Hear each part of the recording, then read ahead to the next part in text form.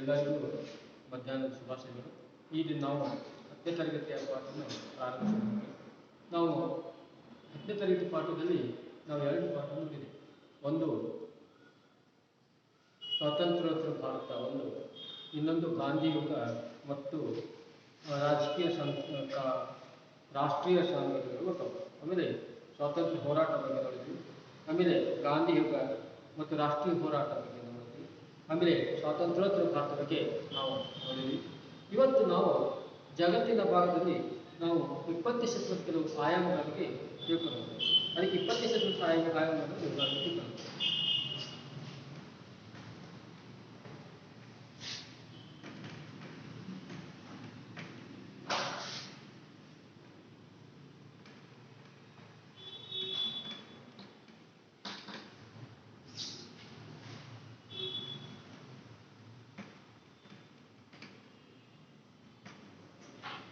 ಇಪ್ಪತ್ತನೇ ಶತಮಾನದ ರಾಜಕೀಯ ಆಯಾಮಗಳು.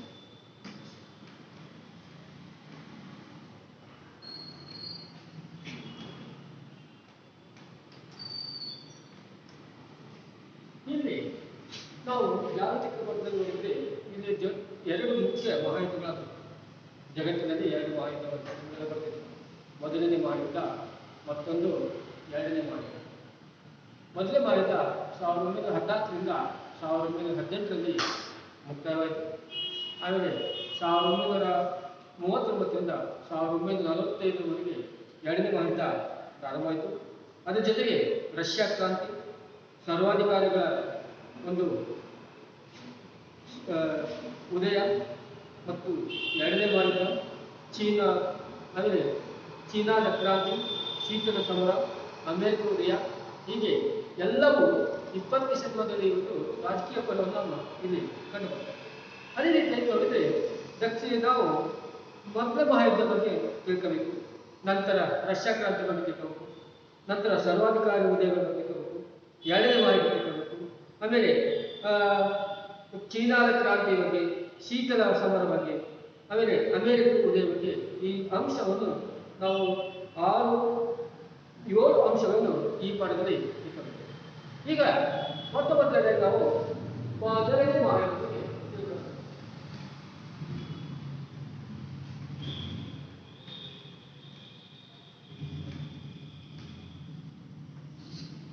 ಈ ಮೊದಲನೇ ಮಹಾಯುದ್ಧ ಪ್ರಾರಂಭವಾಗಿದ್ದು 1914ರಲ್ಲಿ ಪ್ರಾರಂಭವಾಯಿತು.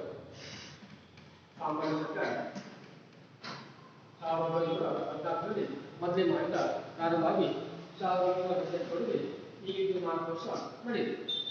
ಈ ಮೊದಲನೇ ಮಹಾಯುದ್ಧ 1914ಕ್ಕೂ ಮುಂಚೆ ಪ್ರಬಲ ರಾಷ್ಟ್ರಗಳಾದ ಬ್ರಿಟನ್, ಫ್ರಾನ್ಸ್, ಜರ್ಮನಿ, ಆಮೇಲೆ ಇಟಲಿ, ಆಸ್ಟ್ರೋ-ಹಂಗೇರಿಯನ್ ಸಾಮ್ರಾಜ್ಯ ಮತ್ತು ರಷ್ಯಾ ವಸಾಹತುಗಳ ಮೇಲೆ ಹಿಡಿತ ಸಾಧಿಸುವ ಕಾರಣಕ್ಕಾಗಿ ನಿರಂತರವಾಗಿ ಸಂಘರ್ಷಕ್ಕೆ ಇಳಿದಿದ್ದವು. ಆ ಕೈಗಾರಿಕಾ ಕ್ರಾಂತಿ ಮತ್ತು ನೂತನ ಆವಿಷ್ಕಾರಗಳು ಯುರೋಪಿನ ದೇಶಗಳಲ್ಲಿ ತೀವ್ರವಾದ ಪೈಪೋಟಿಯನ್ನು ಸೃಷ್ಟಿಸುವುದು ಭಾರತ ಮೂಲವಂತೆ ಜಗತ್ತಿನ 100 ದೇಶಗಳ ಮಾರುಕಟ್ಟೆಯನ್ನು ಮತ್ತು ಅಲ್ಲಿನ ಸಂಪನ್ಮೂಲವನ್ನು ಕಬಳಿಸಬೇಕೆಂದು ದುರಾಲೋಚನೆಯಿಂದ ಈ ಯುರೋಪಿಯನ್ ದೇಶಗಳು ವಸಾಹತುವಿನ ಸಂಚನ್ನು ರೂಪಿಸಿದವು. ಈ ಪ್ರಕ್ರಿಯೆಯಲ್ಲಿ ಉಂಟಾದ ಸಂಕೀರ್ಣವಾದ ಒಪ್ಪಂದಗಳು ಭೌಗೋಳಿಕ ಗಡಿಗಳ ಸಮಸ್ಯೆಗಳನ್ನು ಜ್ವಲಂತಗೊಳಿಸಿದವು. ಇದು ಯುರೋಪಿನ ಬಲಾಢ್ಯ ದೇಶಗಳ ನಡುವಿನ ಶಕ್ತಿ ಸಮತೋಲನ ಏರುಪೇರು ಇಲ್ಲಿ ಮಾಡುತ್ತಿತ್ತು. ಇದರಿಂದಾಗಿ ಪ್ರತಿಯೊಂದು ಬಲಾಢ್ಯ ರಾಷ್ಟ್ರಗಳು ಅತಿಯಾದ ಮಿಲಿಟರಿಕರಣವನ್ನು ಮಾಡಿತ್ತು. ಅನೇಕ ಮೈತ್ರಿಕೂಟಗಳು ಏರ್ಪಟ್ಟವು. ಅತಿಯಾದ ರಾಷ್ಟ್ರೀಯತೆಯಲ್ಲಿ ಬೆಳೆಯಿತು. ಸಾಮ್ರಾಜ್ಯವಾದದ ನೀತಿಗಳು ಬಲಗೊಂಡವು. ಮೊದಲ ಮಹಾಯುದ್ಧದ ಈ ರೀತಿಯ ದೇಶಗಳನ್ನು 2 ಬಣಗಳಾಗಿ ಇಲ್ಲಿ ವಿಭಜನೆ ಆಯಿತು. ಇಲ್ಲಿ ಒಂದು ಭಾಗದಲ್ಲಿ ಬ್ರಿಟನ್, ಫ್ರಾನ್ಸ್ ಮತ್ತು ರಷ್ಯಾ ಒಂದು ಕದನ ಬಾಂಧವ್ಯ ಟ್ರಿಪಲ್ ಎಂಟೈಟಲ್ ಮೈತ್ರಿಕೂಟ ಎನಿಸಿದರೆ, ಜರ್ಮನಿ, ಆಸ್ಟ್ರಿಯಾ, ಹಂಗೇರಿ ಮತ್ತು ಇಟಲಿ ಕದನ ಸೌಹಾರ್ದತೆಯ ಟ್ರಿಪಲ್ ಅಲಿಯನ್ಸ್ ಎಂದು ಇಲ್ಲಿ ಮೈತ್ರಿಕೂಟವನ್ನು ರಚಿಸಿಕೊಂಡರು. ಅದೇ ಜೊತೆ ಸ್ವಲ್ಪ ಕಾಲದಲ್ಲಿ ಇಟಲಿ ವಿರೋಧಿ ಪದಕ್ಕೆ ಸೇರಿಕೊಂಡರು. ಯುದ್ಧ ಬೆಳೆದಲ್ಲ ಗುಂಪುಗಳಲ್ಲಿ ಬದಲಾವಣೆಗಳು. ಮೊದಲ ಮಹಾಯುದ್ಧ 1914ರಿಂದ 1918ರವರೆಗೆ ನಡೆಯಿತು. ಯುದ್ಧ ಪ್ರಾರಂಭವಾಗುತ್ತಿದ್ದ ತಕ್ಷಣ ಕಾರಣ ಯಾಕೆ ಪ್ರಾರಂಭ ಅಂತಂದ್ರೆ ಜುಲೈ 28ರಂದು ಆಸ್ಟ್ರಿಯಾದ ರಾಜಕುಮಾರ ಆರ್ಕ್ಡ್ಯೂಕ್ ಫ್ರಾನ್ಸಿಸ್ ಫರ್ಡಿನಂದನ ಹತ್ಯೆ. ಈ ಘಟನೆಯ ಆಸ್ಟ್ರಿಯಾ ಮತ್ತು ಸರ್ಬಿಯಾ ದೇಶಗಳ ನಡುವೆ ತಕ್ಷಣವೇ ಬಿಕ್ಕಟ್ಟನ್ನು ಸೃಷ್ಟಿಸಿತು. ಅದೇ ರೀತಿಯಾಗಿ ಯುದ್ಧದ ಪ್ರಾರಂಭದಲ್ಲಿ ಅಮೆರಿಕ ತಟಸ್ಥವಾಗಿತ್ತು, ರಷ್ಯಾ ಜರ್ಮನಿಯ ವಿರುದ್ಧವಾಗಿತ್ತು. ಯುದ್ಧ ಕೊನೆ ಹಂತ ತಲುಪಿದಾಗ ಪರಿಸ್ಥಿತಿ ಬದಲಾಯಿಸಿತು. ಅಮೆರಿಕವು ಬ್ರಿಟನ್ ಮತ್ತು ಫ್ರಾನ್ಸ್ ಜೊತೆಗೆ ಸೇರಿತು. ನವೆಂಬರ್ 1917ರಲ್ಲಿ ರಷ್ಯಾದಲ್ಲಿ ಸಮಾಜವಾದಿ ಕ್ರಾಂತಿ ಸಂಭವಿಸಿ ಜರ್ಮನಿಯೊಂದಿಗೆ ಯುದ್ಧ ಪ್ರಾರಂಭವಾಯಿತು. ಆ ಯುದ್ಧ ನಿಲುಗಡೆ ಒಪ್ಪಂದವನ್ನು ಮಾಡಿಕೊಂಡು ಯುದ್ಧದಿಂದ ಹಿಂದೆ ಸರಿಯಿತು. ಮೈತ್ರಿವಲಯದ ದಾಳಿಗಳಿಂದ ಜರ್ಜರಿತವಾದಂತಹ ಜರ್ಮನಿ ಯುದ್ಧವನ್ನು ಮುಂದುವರಿಸಲಾಗಿದೆ, ಸೋಲನ್ನೊಪ್ಪಿಕೊಂಡಿತು. ಮೈತ್ರಿಕೂಟವು 1919ರಲ್ಲಿ ವಿಶೇಷವಾಗಿ ಜರ್ಮನಿಗೆ ಅತ್ಯಂತ ಅವಮಾನಕಾರರಾದಂಥ ವರ್ಸಲ್ಸ್ ಒಪ್ಪಂದಕ್ಕೆ ಸಹಿ ಹಾಕಿತು. ಆಸ್ಟ್ರೋ ಹಂಗೇರಿ ಮತ್ತು ಅಟೋಮನ್ ಸಾಮ್ರಾಜ್ಯಗಳು ತಮ್ಮ ಅಸ್ತಿತ್ವವನ್ನು ಕಳೆದುಕೊಂಡು ಜರ್ಮನಿ ತನ್ನ ಹೆಚ್ಚಿನ ಪ್ರದೇಶವನ್ನು ಕಳೆದುಕೊಂಡಿತು. ಯುರೋಪಿನ ಭೂಪಟವೇ ಬದಲಾಗಿ ಹೋಯಿತು. ಹಲವಾರು ಸಣ್ಣ ಸಣ್ಣ ಸ್ವತಂತ್ರ ರಾಷ್ಟ್ರಗಳು ಅಸ್ತಿತ್ವಕ್ಕೆ ಬಂತು. ಮುಂದಿನ ದಿನಗಳಲ್ಲಿ ಸಂಭವಿಸುವ ಯುದ್ಧಗಳನ್ನು ತಡೆಯುವ ಸಲುವಾಗಿ ದೃಷ್ಟಿಯಿಂದ ರಾಷ್ಟ್ರ ಸಂಘ ಸ್ಥಾಪನೆ, ಲೀಗ್ ಆಫ್ ನೇಷನ್. ಅದಕ್ಕೆ ರಾಷ್ಟ್ರ ಸಂಘ 1919ರಲ್ಲಿ ರಚನೆ ಆಯಿತು. ಸೋತ ರಾಷ್ಟ್ರಗಳೊಂದಿಗೆ ಬೆಳೆದ ಅವಮಾನಕರ ಭಾವನೆಗಳು ಉಗ್ರ ರಾಷ್ಟ್ರೀಯತೆಗೆ ಕಾರಣವಾಯಿತು. ಜರ್ಮನಿಯ ಮೇಲೆ ಹೇರಲಾದ ಯುದ್ಧ ನಷ್ಟ ಪರಿಹಾರ ಮತ್ತು ಇತರ ತೀರ್ಮಾನಗಳು ಅಲ್ಲಿನ ಜನರ ಮೇಲೆ ಪರಿಣಾಮ ಬೀರಿತು.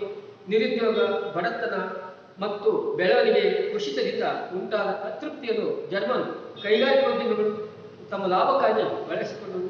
ಇದು ಎರಡನೇ ಮಹಾಯುದ್ಧ ಪ್ರಪಂಚದ ಯುದ್ಧಕ್ಕೆ ಕಾರಣವಾದಂಥ ಹಿಟ್ಲರ್ನಂಥ ಸರ್ವಾಧಿಕಾರಿ ಬೆಳವಣಿಗೆ ಇದು ಸಹಾಯ ಮಾಡಿತು. ಆ ರೀತಿ ಸಹಾಯ ಮಾಡಿತು.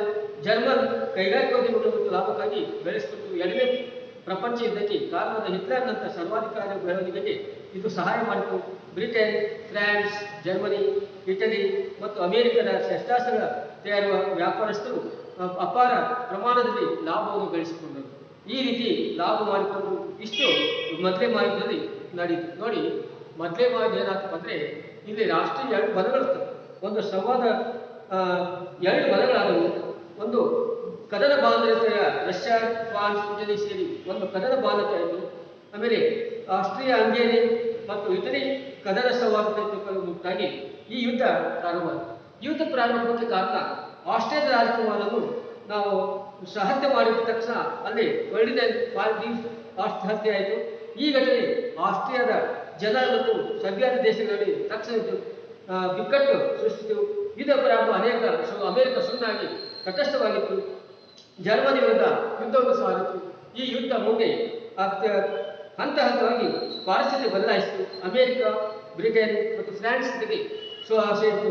ನವೆಂಬರ್ 1917ರಲ್ಲಿ ರಷ್ಯಾದಲ್ಲಿ ಸಮಾಜವಾದ ಕ್ರಾಂತಿ ಸಂಭವಿಸಿ ಜರ್ಮನಿಯೊಂದಿಗೆ ಯುದ್ಧ ನಿಲುಗಡೆ ಒಪ್ಪಂದವನ್ನು ಮಾಡಿಕೊಂಡು ಯುದ್ಧದಿಂದ ಹಿಂದೆ ಸರಿಯಿತು. ಈ ಮೈತ್ರಿಕೂಟದ ದಾಳಿಗಳಿಂದ ಜರ್ಜರಿತವಾದ ಜರ್ಮನಿ ಯುದ್ಧವನ್ನು ಮುಂದುವರಿಸಿದ್ದಾಗಲೇ ಇಲ್ಲಿ ಸೋಲನ್ನೊಪ್ಪಿತು.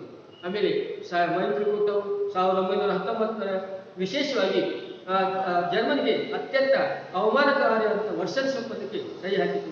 ಆಸ್ಟ್ರಿಯಾ ಹಂಗೇರಿ ಮತ್ತು ಅಟೋಮನ್ ಸಾಮ್ರಾಜ್ಯಗಳು ತಮ್ಮ ಅಸ್ತಿತ್ವ ಕಳೆದುಕೊಂಡವು. ಆಮೇಲೆ ಜರ್ಮನಿ ತನ್ನ ಹೆಚ್ಚಿನ ಪ್ರದೇಶಗಳನ್ನು ಕಳೆದುಕೊಂಡಿತು. ಯುರೋಪಿನ ಭೂಪಟವೇ ಬದಲಾಗಿ ಹೋಯಿತು. ಆಮೇಲೆ ಹಲವಾರು ಸಣ್ಣ ಸಣ್ಣ ರಾಷ್ಟ್ರಗಳು ಅಸ್ತಿತ್ವಕ್ಕೆ ಬಂದವು. ಮುಂದಿನ ದಿನಗಳಲ್ಲಿ ಸಂಭವಿಸಿದ ಯುದ್ಧಗಳನ್ನು ತಡೆಯುವ ಸಲುವಾಗಿ ದೃಷ್ಟಿಯಿಂದ ರಾಷ್ಟ್ರ ಸಂಘ, ಲೀಗ್ ಆಫ್ ನೇಷನ್ 1919ರಲ್ಲಿ ಸ್ಥಾಪನೆಯಾಯಿತು.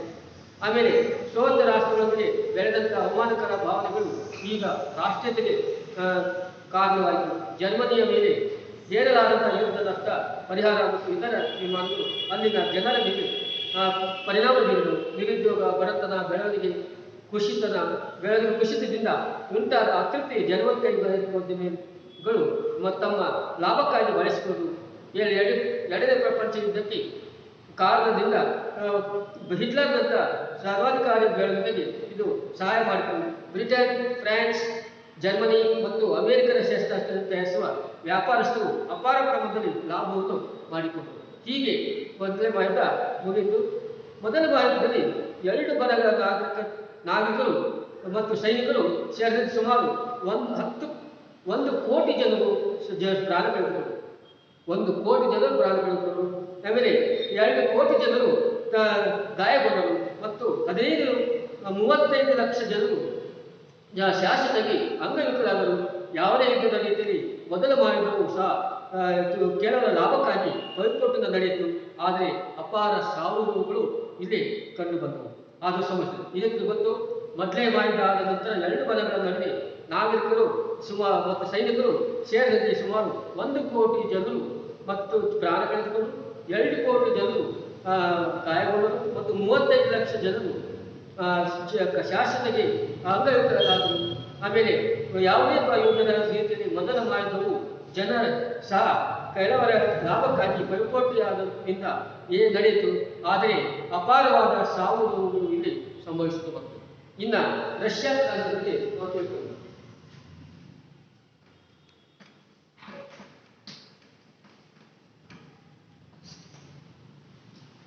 ರಷ್ಯಾದಲ್ಲಿ ಜಗತ್ತಿನ ಉಳಿದ ಎಲ್ಲ ರಾಷ್ಟ್ರಗಳಿಗಿಂತಲೂ ವಿಸ್ತೀರ್ಣ ದೊಡ್ಡ. ರಷ್ಯಾ ಜಗತ್ತಿನಲ್ಲಿ ದೊಡ್ಡ ರಾಷ್ಟ್ರ ಇದೆ. USSR ಅಂದರೆ United state of Soviet Russia ಅಂತ ಕರೀತಾರೆ. ಅದು ಜಗತ್ತಿನಲ್ಲಿ ದೊಡ್ಡ ರಾಷ್ಟ್ರವಾಗಿ 19ನೇ ಶತಮಾನದಲ್ಲಿ ಜಾರ್ ದೊರೆಗಳು ಜಾರ್ ದೊರೆಗಳು ರಷ್ಯಾವನ್ನು ಆಳುತ್ತಿದ್ದರು. ಆಮೇಲೆ ಆಳುತ್ತಿದ್ದರು. ಅವರು ತಮ್ಮ ಕೆಳಗಿದ್ದ ಕುರಿದರು, ಜಮೀನ್ದಾರರು, ರೈತರನ್ನು ಮತ್ತು ಬಡವರನ್ನು ತೀವ್ರವಾಗಿ ಶೋಷಿಸುತ್ತಿದ್ದರು. ಸಣ್ಣದಾಗಿ ಬೆಳೆಯುತ್ತಿದ್ದ ಬಂಡವಾಳದಾರರು, ಕಾರ್ಮಿಕರನ್ನು ಮತ್ತು ಇತರರನ್ನು ಶೋಷಿಸುತ್ತಿದ್ದರು. ಜಾರ್ ಚಕ್ರವರ್ತಿಗಳ ಆಳ್ವಿಕೆಯಿಂದ ಜನರು ತುಂಬಾ ಬೇಸತ್ತಿದ್ದರು. ಜಾರ್ ಶಾಹಿಯನ್ನು ರಾಷ್ಟ್ರೀಯತೆಗಳ ಜೈಲು ಎಂದು ಕರೆಯಲಾಗುತ್ತಿತ್ತು. 1905ರಲ್ಲಿ ಜಪಾನ್ ಅಂತ ಪುಟ್ಟ ದೇಶ ರಷ್ಯಾವನ್ನು ಸೋಲಿಸಿದ್ದು ದೇಶಗಳಿಗೆ ಜಾರ್ ದೊರೆಗಳ ವಿರುದ್ಧ ವ್ಯಾಪಕವಾದ ಒಂದು ಪ್ರತಿರೋಧ ಎಬ್ಬಿಸಿತು. ಇದರಿಂದಾಗಿ ಅನೇಕ ದಂಗೆಗಳು ನಡೆದವು. ಕಾರ್ಮಿಕರ, ಸಾರ್ವತ್ರಿಕರ ಮುಷ್ಕರಕ್ಕೆ ಕರೆ ನೀಡಿದರು. ಕಾರ್ಖಾನೆಗಳ ಕಾರ್ಮಿಕರು ಮತ್ತು ಹಳ್ಳಿಗಳ ರೈತರು ಶಸ್ತ್ರಗಳನ್ನು ಹಿಡಿದು ಹೋರಾಡಿದರು. ಇದನ್ನು ಜಾರನ ಸೈನ್ಯ ನಿರ್ದಯವಾಗಿ ಹತ್ತಿಕ್ಕಿತು. ಇದರ ಆರಂಭದ ಮುಂದೆ ವ್ಲಾಡಿಮಿರ್ ಇಲಿಚ್ ಲೆನಿನ್ ಮತ್ತು ರೈತರು ಕಾರ್ಮಿಕರಿಗೆ ಕ್ರಾಂತಿಕಾರಿ ಮಾರ್ಗದರ್ಶನ ನೀಡಿದರು. ಇದರಿಂದಾಗಿ ದುಡಿಯುವ ಜನ ಹೋರಾಟಗಳಲ್ಲಿ ಹೆಚ್ಚೆಚ್ಚು ತೊಡಗಿಸಿಕೊಂಡರು. ಇದೇ ಸಂದರ್ಭದಲ್ಲಿ ಲೆನಿನ್ ದೇಶ ಭ್ರಷ್ಟನಾಗಿದ್ದರು. ಮುಷ್ಕರಗಳ ತೀವ್ರತೆ ಹೆಚ್ಚಾಗಿ ರಷ್ಯಾದ ಕೊನೆಯ ದೊರೆ 2ನೇ ನಿಕೋಲಸ್ನು ದೇಶಕ್ಕೆ ತೆಗೆಸಿ ಓಡಿ ಹೋದನು. ಇದನ್ನೇ 1917ರ ಫೆಬ್ರವರಿ ಕ್ರಾಂತಿ, ಇದನ್ನು 1917ರ ಫೆಬ್ರವರಿ ಕ್ರಾಂತಿ ಎಂದು ಇಲ್ಲಿ ಕರೆಯಲಾಗುತ್ತದೆ. ಆಮೇಲೆ ಅಧಿಕಾರವನ್ನು ಉದಾರವಾದಿಗಳಂತ ಮೈನೇವಿಕರು ಪಡೆದುಕೊಂಡರು. ಇವರು ರಾಷ್ಟ್ರವನ್ನು ಪ್ರಜಾಪ್ರಭುತ್ವ ಗಣರಾಜ್ಯದಲ್ಲಿ ಘೋಷಿಸಿಕೊಂಡರು. ಮಕ್ಕಳು ಅದೇ ಈ ಕಾಲಕ್ಕೆ ದೇಶಭ್ರಷ್ಟರಾಗಿದ್ದ ಲೆನಿನ್ ವಾಪಸ್ ರಷ್ಯಾದ ಒಂದು ಜನರಿಗೆ ಸರಳವಾದ ಶಾಂತಿ, ಆಹಾರ, ಭೂಮಿ ಆಮೇಲೆ ಎಂಬ ಜನಪದ ಘೋಷಣೆಯನ್ನು ನೀಡಿದರು. ಇದಕ್ಕೆ ಕಾರ್ಮಿಕರು ಮತ್ತು ಗ್ರಾಮೀಣ ಬಡ ಜನರು ವ್ಯಾಪಕವಾಗಿ ಸ್ಪಂದಿಸಿದರು. ದುಡಿಮೆಗಾರರ ಪಕ್ಷದವರಾದ ಬೌಲೆವಿಕ್ ನೇತೃತ್ವದಲ್ಲಿ 1917ರ ಅಕ್ಟೋಬರ್ನಲ್ಲಿ ಕ್ರಾಂತಿ ಸಾಗಿತು. ಲೆನಿನ್ ಕ್ರಾಂತಿ ಪಡೆಯನ್ನು ಸೇರಿ ಇದು ಅಕ್ಟೋಬರ್ 7ರ ಕ್ರಾಂತಿ ಎಂದು ಅಕ್ಟೋಬರ್ 7ರಂದು ರಷ್ಯಾವನ್ನು ಸಮಾಜವಾದಿ ಗಣರಾಜ್ಯವನ್ನು ಘೋಷಣೆ ಮಾಡಿದರು. ಇದನ್ನೇ ರಷ್ಯಾದ ಅಕ್ಟೋಬರ್ ಕ್ರಾಂತಿ ಎಂದು ಇಲ್ಲಿ ಕರೀತಾರೆ. ಇದು ಲೆನಿನ್ ಸರ್ಕಾರದ ಒಂದು ಈ ಅಧ್ಯಕ್ಷತೆಯನ್ನು ಪಡೆದುಕೊಂಡರು. ಈಗ ನೋಡಿ, ರಷ್ಯಾ ಕ್ರಾಂತಿ ಬಹಳ ಅದ್ಭುತವಾಗಿ ನಡೆಯಿತು. ಇದು 19ನೇ ಶತಮಾನದಲ್ಲಿ ನಡೆದಂಥ ಒಂದು ಸನ್ನಿವೇಶ. ಇಲ್ಲಿ ತಮ್ಮ ಕೆಳಗಿದ್ದ ಕುರಿಗಳು ಮತ್ತು ಜಮೀನ್ದಾರರು, ರೈತರನ್ನು, ಬಡವರನ್ನು ತೀವ್ರವಾಗಿ ಶೋಷಿಸಿದರು. ಇಲ್ಲಿ ಸಣ್ಣದಾಗಿ ಬೆಳೆಯುತ್ತಿದ್ದ ಬಂಡವಾಳದಾರರು, ಕಾರ್ಮಿಕರನ್ನು ಮತ್ತು ಇತರರನ್ನು ಶೋಷಣೆ ಮಾಡುತ್ತಿದ್ದರು. ಇಲ್ಲಿ ಜಾರ್ ಚಕ್ರವರ್ತಿಗಳೇ ಆಳ್ವಿಕೆಯಿಂದ ಜನರು ತುಂಬಾ ಬೇಸತ್ತಿದ್ದರು. ಜಾರ್ ಶಾಹಿಯನ್ನು ರಾಷ್ಟ್ರೀಯತೆ ಜೈಲು ಎಂದು ಕರೆಯಲಾಗುತ್ತಿತ್ತು. 1905ರ ಜಪಾನ್ ಅಂತ ಪುಟ್ಟ ದೇಶವಾದ ರಷ್ಯಾವನ್ನು ಸೋಲಿಸಿದ ದೇಶಗಳಿಗೆ ಜಾರ್ ದೊರೆಗಳ ವಿರುದ್ಧ ವ್ಯಾಪಕ ಪ್ರತಿರೋಧವು ಎಬ್ಬಿಸಿತು. ಜನರಿಂದ ಅನೇಕ ತೊಂದರೆಗಳಾಯಿತು. ಆಮೇಲೆ ದೇಶಗಳಿಗೆ ಜಾರ್ ದೊರೆಗಳ ವಿರುದ್ಧ ವ್ಯಾಪಕ ಪ್ರತಿರೋಧ. ಇದರಲ್ಲಿ ಅನೇಕ ಜನರು ಕಾರ್ಮಿಕರು ಸಾರ್ವಜನಿಕ ಮುಖ್ಯಸ್ಥರಿಗೆ ಕರೆ ನೀಡಿದರು. ಕಾರ್ಖಾನೆಗಳ ಕಾರ್ಮಿಕರು ಮತ್ತು ಹಳ್ಳಿಗಳ ರೈತರು ಶಸ್ತ್ರಗಳನ್ನು ಹಿಡಿದು ಹೋರಾಡಿದರು. ಇದನ್ನು ಜಾರದ ಸೈನ್ಯ ನಿರ್ದಯವಾಗಿ ಹತ್ತಿಕ್ಕಿತು. ಇದರ ಆರಂಭವಾದಲ್ಲಿ ಮುಂದೆ ವ್ಲಾಡಿಮಿರ್ ಇಲಿಚ್ ಲೆನಿನ್ ರೈತರು ಮತ್ತು ಕಾರ್ಮಿಕರಿಗಾಗಿ ಕ್ರಾಂತಿಕಾರಿ ಮಾರ್ಗದರ್ಶನವನ್ನು ಮಾಡಿಕೊಂಡರು. ಆಮೇಲೆ ಇದರಿಂದಾಗಿ ದುಡಿಯುವ ಜನ ಹೋರಾಟಗಳಲ್ಲಿ ಹೆಚ್ಚೆಚ್ಚು ತೊಡಗಿಸಿಕೊಂಡರು. ಇದೇ ಸಂದರ್ಭದಲ್ಲಿ ಲೆನಿನ್ ದೇಶಭ್ರಷ್ಟನಾಗಿದ್ದರು. ಆಮೇಲೆ ಮುಷ್ಕರಗಳ ತೀವ್ರತೆ ಹೆಚ್ಚಾಗಿ ರಷ್ಯಾದ ಕೊನೆಯ ದೊರೆ 2ನೇ ನಿಕೋಲಸ್ನು ದೇಶ ತ್ಯಜಿಸಿ ಓಡಿ ಹೋದರು. ಇದನ್ನೇ 1917ರ ಫೆಬ್ರವರಿ ಕ್ರಾಂತಿ ಎಂದು ಇಲ್ಲಿ ಕರೆಯಲಾಗಿದೆ. ಎರಡನೇ ನಿಕಷ ದೇಶ ತ್ಯಜಿಸಿ ಓಡಿಯೋದ ನಂತರ ಅಲ್ಲಿ ಅಧಿಕಾರ ಉದಾರವಾದಿಗಳ ಮೇಲವಿ ಪಡೆದುಕೊಂಡರು. ಇವರು ರಷ್ಯಾವನ್ನು ಪ್ರಜಾಪ್ರಭುತ್ವವನ್ನು ಘೋಷಿಸಿದರು. ಆಮೇಲೆ ಈ ಕಾಲಕ್ಕೆ ದೇಶ ಭ್ರಷ್ಟರಾಗಿದ್ದ ಲೆನಿನ್ ವಾಪಸ್ ರಷ್ಯಾಕ್ಕೆ ಬಂದು ಜನರಿಗೆ ಸರಳವಾದ ಕ್ರಾಂತಿ, ಆಹಾರ, ಭೂಮಿ ಎಂಬ ಜನಪರ ಕಾರ್ಯಗಳಲ್ಲಿ ಕೈಗೊಂಡರು. ಆಮೇಲೆ ಘೋಷಣೆ ಮಾಡಿದರು. ಇದಕ್ಕೆ ಕಾರ್ಮಿಕರು ಮತ್ತು ಗ್ರಾಮೀಣ ಬಡವರು ವ್ಯಾಪಕವಾಗಿ ಸ್ಪಂದಿಸಿದರು. ದುಡಿಮೆಗಾರರ ಪಕ್ಷದವರಾದ ದುಡಿಮೆಯಾದ ವ್ಯಾಪಕ ಸ್ಪಂದಿಸಿದ ದುಡಿಮೆಗಾರರ ಪಕ್ಷದವರಾದ ಬೋಲೆವಿಕ್ ನೇತೃತ್ವದಲ್ಲಿ 1917 ಅಕ್ಟೋಬರ್ನಲ್ಲಿ ಕ್ರಾಂತಿ ಶ್ರಮಿಸಿದರು. ಲೆನಿನ್ ಕ್ರಾಂತಿ ಪಡೆಯನ್ನು ಸೇರಿ ಅಕ್ಟೋಬರ್ 7 ರಷ್ಯಾವನ್ನು ಸಮಾಜವಾದಿ ಗಣರಾಜ್ಯ ಎಂದು ಘೋಷಣೆ ಮಾಡಿದರು. ಇದನ್ನೇ ರಷ್ಯಾದ ಅಕ್ಟೋಬರ್ ಕ್ರಾಂತಿ ಎಂದು ಇಲ್ಲಿ ಕರೆಯಲಾಗಿದೆ. ಲೆನಿನ್ ರಷ್ಯಾದ ಅಧ್ಯಕ್ಷರಾಗಿ ಮುಂದುವರೆದುಕೊಂಡ ಇದು ಒಂದು ವ್ಯವಸ್ಥೆ ಇಲ್ಲಿ ಕಂಡುಬಂತು.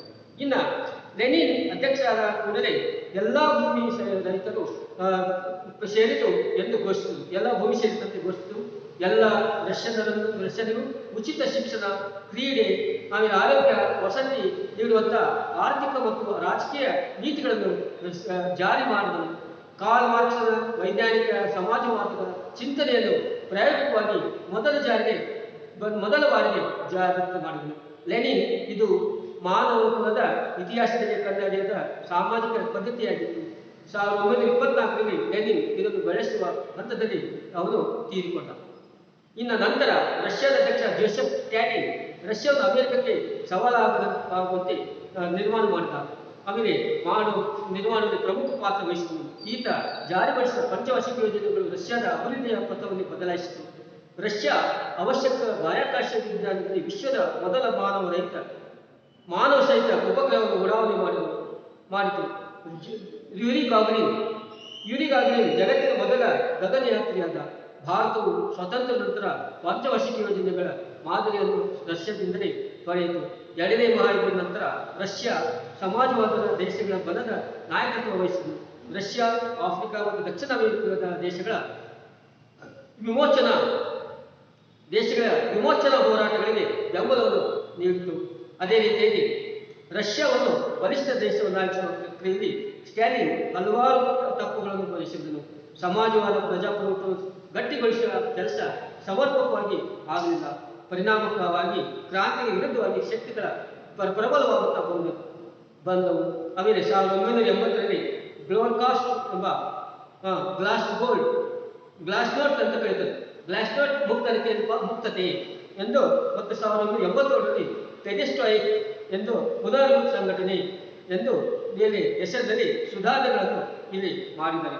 ಆ ದಿನ ಸೋವಿಯತ್ ಒಕ್ಕೂಟದ ಅಧ್ಯಕ್ಷರಾದಂಥ ಗೋರ್ಬೆಚೇವ್ ಜಾರಿ ಮಾಡಿದ ನಂತರ ರಷ್ಯಾದಲ್ಲಿ ಸಮಾಜವಾದ ವ್ಯವಸ್ಥೆ ಕುಸಿದು ಸೋವಿಯತ್ ಒಕ್ಕೂಟ ವಿಫಲ ಬಂದಿತ್ತು ಅಂತ ನಾವಿಲ್ಲಿ ಹೇಳ್ಬೋದು. ಇನ್ನು ಪೆಡೆಸ್ಟ್ರಿಕ್ ಹಾಗೂ ಗೋಲ್ಡ್ಕಾಸ್ಟ್ ಸೋವಿಯತ್ ಕಮ್ಯುನಿಸ್ಟ್ ಪಕ್ಷವು ಮಂಡಿಸಿದಂಥ ಸಮಗ್ರ ಸುಧಾರಣೆಗಳು ದೇಶದ ಅಭಿವೃದ್ಧಿ ಮತ್ತು ಪ್ರಜಾಪ್ರಭುತ್ವದ ಆಲೋಚನೆಯಂಥ ಪ್ರಸ್ತಾಪಗಳನ್ನು ಗೋರ್ಬೆಚೇವ್ ಅವರು ಜನತೆಯ ಬಳಿ ಕೊಂಡೊಯ್ದರು. 2 ಪದಗಳು ಬಳಸಿದರು. ಆ ಪದಗಳೇ ಪೆಡೆಸ್ಟ್ರಿಕ್ ಮತ್ತು ಗೋಲ್ಡ್ಕಾಸ್ಟ್. ಅಂದರೆ ಪೆಡೆಸ್ಟ್ರಿಕ್ ಎಂದರೆ ಪುನರ್ ರಚನೆ, ಗೋಲ್ಡ್ಸ್ಟೋನ್ ಅಂದರೆ ಮುಕ್ತತೆ ಎಂದು ಇಲ್ಲಿ ಕರೀಬಹುದು ಮಕ್ಕಳಿಗೆ. ಅದೇ ರೀತಿಯಾಗಿ ಲೆನಿನ್ ಅಧ್ಯಕ್ಷರಾದ ಕೂಡಲೇ ಎಲ್ಲ ಭೂಮಿ ರೈತರಿಗೆ ಸೇರಿದ್ದು ಎಂದು ಘೋಷಿಸಿದ್ದು. ಎಲ್ಲ ಉತ್ಪನ್ನಗಳು ರಷ್ಯನಿಗೂ ಉಚಿತವಾದ ಶಿಕ್ಷಣ, ಕ್ರೀಡೆ, ಆರೋಗ್ಯ, ವಸತಿ ಇವೆಲ್ಲ ವ್ಯವಸ್ಥೆ ಮಾಡಿದರು. ಅದೇ ರೀತಿಯಲ್ಲಿ ಆರ್ಥಿಕ ಮತ್ತು ರಾಜಕೀಯ ನೀತಿಗಳನ್ನು ಜಾರಿ ಮಾಡಿದರು. ಕಾರ್ಲ್ ಮಾರ್ಕ್ಸ್ನ ವೈಜ್ಞಾನಿಕ ಸಮಾಜವಾದದ ಚಿಂತನೆಯನ್ನು ಪ್ರಾಯೋಗಿಕವಾಗಿ ಅವರು ಮೊದಲ ಬಾರಿಗೆ ಜಾರಿ ತಂದರು. ಲೆನಿನ್ ಇದು ಮಾನವ ಕುಲದ ಇತಿಹಾಸದಲ್ಲಿ ಕಂಡರಿಯದ ಒಂದು ಸಾಮಾಜಿಕ ಪದ್ಧತಿಯಾಗಿತ್ತು. 1924ರಲ್ಲಿ ಲೆನಿನ್ ಇದನ್ನು ಬೆಳೆಸುವ ಹಂತದಲ್ಲಿ ನಿಧನವಾದರು. ನಂತರ ಬಂದವನೇ ಸ್ಟಾಲಿನ್. ಅವನು ನಂತರ ರಷ್ಯಾದ ಅಧ್ಯಕ್ಷರ ಜೋಸೆಫ್ ಸ್ಟಾಲಿನ್ ರಷ್ಯಾವನ್ನು ಅಮೆರಿಕದ ಸವಾಲಾಗುವಂತೆ ನಿರ್ಮಾಣ ಮಾಡುವುದರಲ್ಲಿ ಪ್ರಮುಖ ಪಾತ್ರ ವಹಿಸಿದನು. ಈತ ಜಾರಿಗೊಳಿಸಿದ ಪಂಚವಾರ್ಷಿಕ ಯೋಜನೆಗಳು ರಷ್ಯಾದ ಅಭಿವೃದ್ಧಿಯ ಪಥವನ್ನೇ ಬದಲಾಯಿಸಿತು. ರಷ್ಯಾ ಬಾಹ್ಯಾಕಾಶ ವಿಜ್ಞಾನದಲ್ಲಿ ವಿಶ್ವದ ಮೊದಲ ಮಾನವ ಸಹಿತ ಉಪಗ್ರಹವನ್ನು ಉಡಾವಣೆ ಮಾಡಿತು. ಯೂರಿ ಗಾಗರಿನ್ ಜಗತ್ತಿನ ಮೊದಲ ಗಗನಯಾತ್ರೆ.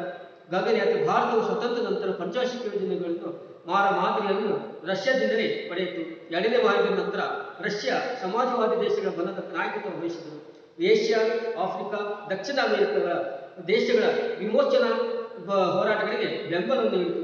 ರಷ್ಯಾವನ್ನು ಬಲಿಷ್ಠ ದೇಶವನ್ನಾಗಿಸುವ ಪ್ರಕ್ರಿಯೆಯಲ್ಲಿ ಸ್ಟಾಲಿನ್ ಹಲವಾರು ತಪ್ಪುಗಳನ್ನು ಎಸಗಿದರು. ಸಮಾಜವಾದ ಪ್ರಜಾಪ್ರಭುತ್ವ ಗಟ್ಟಿಗೊಳಿಸುವ ಕೆಲಸ ಸಮರ್ಪಕವಾಗಿ ಆಗಲಿಲ್ಲ. ಪರಿಣಾಮವಾಗಿ ಕ್ರಾಂತಿಗೆ ವಿರುದ್ಧವಾಗಿ ಶಕ್ತಿ ಪ್ರಬಲವಾಗಿತ್ತು ವಾಗುತ್ತಾ ಬಂದವು. 1980ರಲ್ಲಿ ಗೋಲ್ಡ್ನಾಸ್ಟ್ ಮುಕ್ತತೆ ಮತ್ತು 1990ರಲ್ಲಿ ಪೆರೆಸ್ಟ್ರಿಕ್ ಪುನರ್ಸಂಘಟನೆ ಎಂಬ ಹೆಸರಿನಲ್ಲಿ ಸುಧಾರಣೆಗಳು ಅಂದಿನ ಸೋವಿಯತ್ ಒಕ್ಕೂಟದ ಅಧ್ಯಕ್ಷರಾದ ಗೋರ್ಬಚೇವ್ ಜಾರಿ ಮಾಡಿದ. ನಂತರ ರಷ್ಯಾದ ಸಮಾಜದ ವ್ಯವಸ್ಥೆ ಕುಸಿದು ಸೋವಿಯತ್ ಒಕ್ಕೂಟ ವಿಘಟನೆ ಆಯಿತು. ಇಷ್ಟು ಇದು ಕಾರ್ಲ್ ಮಾರ್ಕ್ಸ್ ಬಗ್ಗೆ, ಯಾರು ಲೆನಿನ್ ಬಗ್ಗೆ ನಾವು ಮತ್ತು ಸ್ಟಾಲಿನ್ ಬಗ್ಗೆ ನಾವು ನೋಡಿದ್ದೀವಿ ಮಕ್ಕಳು. ಇನ್ನು ಪೆರೆಸ್ಟ್ರಿಕ್ ಮತ್ತು ಗೋಲ್ಡ್ನಾಸ್ಟ್ ಬಗ್ಗೆ ನೋಡಿದರೆ ಸೋವಿಯತ್ ಕಮ್ಯುನಿಸ್ಟ್ ಪಕ್ಷವು ಮಂಡಿಸಿದ ಸಮಗ್ರ ಸುಧಾರಣೆಗಳು ದೇಶಗಳು ಅಭಿವೃದ್ಧಿ ಮತ್ತು ಪ್ರಜಾಪ್ರಭುತ್ವದ ಆಲೋಚನೆಯಂಥ ಪ್ರಸ್ತಾಪಗಳನ್ನು ಗೋರ್ಬಚೇವ್ ಮಾಡಿದರು. ಆಮೇಲೆ ಜನತೆ ಬಳಿ ಹೊಡೆಯಲಿಕ್ಕೆ 2 ಪದಗಳನ್ನು ಬಳಸಿದರು. ಆ ಪದಗಳೇ ಪೆರೆಸ್ಟ್ರಿಕ್ ಮತ್ತು ಗೋಲ್ಡ್ನಾಸ್ಟ್ ಅಂತ ಬರ್ತೇವೆ. ಪೆರೆಸ್ಟ್ರಿಕ್ ಎಂದರೆ ಪುನರ್ರಚನೆ, ಗೋಲ್ಡ್ನಾಸ್ಟ್ ಅಂದರೆ ಮುಕ್ತತೆ ಎಂದು ಇಲ್ಲಿ ಕರೀತಾರೆ. ಇಷ್ಟು ನಾವು ರಷ್ಯಾ ಕ್ರಾಂತಿ ಬಗ್ಗೆ ತಿಳ್ಕೊಂಡ್ವಿ. ಈಗ ಸರ್ವಾಧಿಕಾರದ ಬಗ್ಗೆ ನಾವು ನೋಡೋಣ. ಹಿಟ್ಲರ್ ಸರ್ವಾಧಿಕಾರ.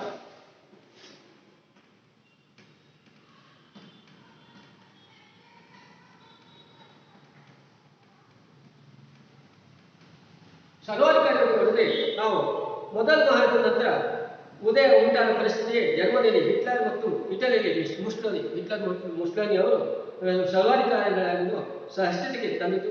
ಹಿಟ್ಲರ್ ಜರ್ಮನಿಯ ಚಾನ್ಸಲರ್ ಆಗಿ ನಂತರ ಅಧ್ಯಕ್ಷ ಹಿಂಡೆನ್ಬರ್ಗ್ ನಿಧನದ ನಂತರ ಸರ್ವಾಧಿಕಾರಿಯಾದರು. ಫ್ಯೂರರ್ ಅವರು ಹಿಟ್ಲರ್ ಪ್ರಾಬಲ್ಯ ಪಡೆಯುವುದರ ವೇಳೆಗೆ ಜರ್ಮನಿಯಲ್ಲಿ ಕಮ್ಯುನಿಸ್ಟ್ ಮತ್ತು ಸೋಷಿಯಲಿಸ್ಟರು ಬಲಿಷ್ಠರಾದರು. ಈ ಹಿನ್ನೆಲೆಯಲ್ಲಿ ಜರ್ಮನ್ ಉದ್ಯಮಿಗಳ ಒಂದು ಸಂಪೂರ್ಣ ಸಹಾಯವನ್ನು ಪಡೆದು ಹಿಟ್ಲರ್ ಮಾಡಿದ. ಆಮೇಲೆ ಇವರನ್ನು ದಮನಿಸಿದರು, ಕಾರ್ಮಿಕರ ಸಂಘಗಳನ್ನು ರದ್ದುಗೊಳಿಸಿದ್ದು, ರಾಜಕೀಯ ಪಕ್ಷಗಳನ್ನು ನಿಷೇಧಿಸಿದ್ದು, ನಾಜಿ ಪಕ್ಷವನ್ನು ಏಕೈಕ ರಾಜ್ಯ ಪಕ್ಷವನ್ನು ಅವನು ಘೋಷಣೆ ಮಾಡಿದ. ಯಾರು? ಹಿಟ್ಲರ್. ಆಮೇಲೆ ಸರ್ವಾಧಿಕಾರಿಗಳು ಹಿಟ್ಲರ್ ಮೊದಲ ಮಹಾಯುದ್ಧದ ನಂತರ ಉಂಟಾದ ಪರಿಸ್ಥಿತಿಯು ಜರ್ಮನಿಯಲ್ಲಿ ಹಿಟ್ಲರ್ ಮತ್ತು ಇಟಲಿಯಲ್ಲಿ ಮುಸ್ಸೋಲಿನಿ ಸರ್ವಾಧಿಕಾರಿಗಳನ್ನು ಅಸ್ತಿತ್ವಕ್ಕೆ ತಂದಿತು. ಹಿಟ್ಲರ್ ಜರ್ಮನಿಯ ಚಾನ್ಸಲರ್ ಆಗಿ ನಂತರ ಅಧ್ಯಕ್ಷ ಹಿಂಡೆನ್ಬರ್ಗ್ ನಿಧನದ ನಂತರ ಸರ್ವಾಧಿಕಾರಿಯಾದರು. ಹಿಟ್ಲರ್ ಫ್ಯೂರರ್ ಆದರು. ಹಿಟ್ಲರ್ ಪ್ರಾಬಲ್ಯಕ್ಕೂ ಪಡೆಯುವುದರ ಮೇರೆಗೆ ಜರ್ಮನಿಯಲ್ಲಿ ಕಮ್ಯುನಿಸ್ಟರು ಮತ್ತು ಸೋಷಿಯಲಿಸ್ಟರು ಬಲಿಷ್ಠರಾದರು. ಈ ಹಿನ್ನೆಲೆಯಲ್ಲಿ ಜರ್ಮನ್ ಉದ್ಯಮಗಳ ಸಂಪೂರ್ಣ ಸಹಾಯವನ್ನು ಪಡೆದ ಹಿಟ್ಲರ್ ಇವರು ದಮನಿಸಿದರು, ಕಾರ್ಮಿಕ ಸಂಘಗಳು ರದ್ದುಗೊಳಿಸಿದರು, ರಾಜಕೀಯ ಪಕ್ಷಗಳನ್ನು ನಿಷೇಧಿಸಿದರು, ನಾಜಿ ಪಕ್ಷ ಏಕೈಕ ರಾಜಕೀಯ ಪಕ್ಷವಾಗಿ ಘೋಷಣೆ ಮಾಡಿದರು. ಇನ್ನು ಇಲ್ಲಿ ಯಹೂದಿಗಳು ಜಗತ್ತನ್ನು ನಿಯಂತ್ರಿಸುತ್ತಾರೆಂಬ ಭಯ ಮತ್ತು ಊಹಾತ್ಮಕವಾದ ವಿಚಾರಗಳನ್ನು ಮತ್ತೆ ಜನರನ್ನು ಭೀತಿಗೊಳಿಸಿದರು. ಜಗತ್ತಲ್ಲಿ ಜರ್ಮನ್ ಆರ್ಯ ಜನಾಂಗವೇ ಶ್ರೇಷ್ಠವೆಂದು ಜನಾಂಗವಾದವನ್ನು ಮುಂದಿಟ್ಟು ಪ್ರಬಲವಾಗಿ ಬೆಳೆದರು. ಇವೆಲ್ಲವನ್ನು ಮಾಡಲು ಹಿಟ್ಲರ್ ಅನುಸರಿಸಿದ್ದು ನಾಜಿವಾದ. ಇದರ ಸಾರಾಂಶವೆಂದರೆ ಏನೆಂದಪ್ಪ ಅಂದರೆ, ಜಗತ್ತಿನಲ್ಲಿ ಶ್ರೇಷ್ಠವಾದ ಜನಾಂಗ ಅಂದರೆ ಆರ್ಯ ಜರ್ಮನ್ ಜನಾಂಗ. ಆಮೇಲೆ ಜಗತ್ತನ್ನು ಆಳ್ವಿಕೆ ಮಾಡಲು ಕೇವಲ ಜರ್ಮನರು ಮಾತ್ರ ಯೋಗ್ಯರು, ಉಳಿದ ಜನಾಂಗಗಳು ಕೇವಲ ಆಳಿಸಿ ಹೊತ್ತುಕೊಳ್ಳಲು ಮಾತ್ರ ಸಾಧ್ಯವೆಂದು ಯೋಗ್ಯರೆಂದು ಅವನು ಹೇಳಿದನು. ಜರ್ಮನರ ಎಲ್ಲ ಸಮಸ್ಯೆಗಳಿಗೆ ಯಹೂದಿಗಳೇ ಕಾರಣ. ಇವರ ಜೊತೆಗೆ ಕಮ್ಯುನಿಸ್ಟರು, ಕ್ಯಾಥೋಲಿಕರು, ಸೋಷಿಯಲಿಸ್ಟರು ಕೂಡ ಕಾರಣ.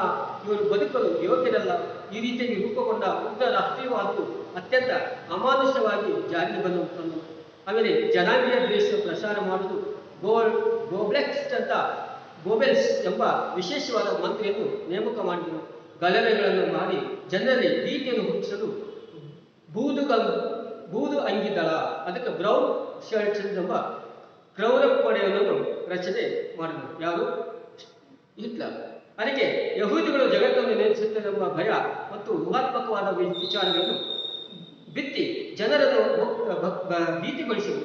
ಜಗತ್ತಲ್ಲಿ ಜರ್ಮನ್ ಆರ್ಯ ಜನಾಂಗವು ಶ್ರೇಷ್ಠವೆಂದು ಜನಾಂಗವಾದವನ್ನು ಮುಂದಿಟ್ಟು ಪ್ರಬಲವಾಗಿ ಬೆಳೆದರು. ಇವೆಲ್ಲವನ್ನು ಮಾಡಲು ಹಿಟ್ಲರ್ ಅನುಸರಿಸಿದ್ದು ನಾಜಿವಾದ. ಇದರ ಸಾರಾಂಶ ಏನೆಂದರೆ, ಜಗತ್ತಲ್ಲಿ ಶ್ರೇಷ್ಠವಾದ ಜನಾಂಗ ಎಂದರೆ ಆರ್ಯ ಜನಾಂಗ. ಜಗತ್ತನ್ನು ಆಳ್ವಿಕೆ ಮಾಡಲು ಕೇವಲ ಜರ್ಮನರು ಮಾತ್ರ ಯೋಗ್ಯರು, ಉಳಿದ ಜನಾಂಗಗಳು ಕೇವಲ ಅಳಿಸಿಕೊಳ್ಳಲಿಕ್ಕೆ ಮಾತ್ರ ಯೋಗ್ಯರು. ಜರ್ಮನ್ನರ ಎಲ್ಲ ಸಮಸ್ಯೆಗಳಿಗೆ ಯಹೂದಿಗಳೇ ಕಾರಣ.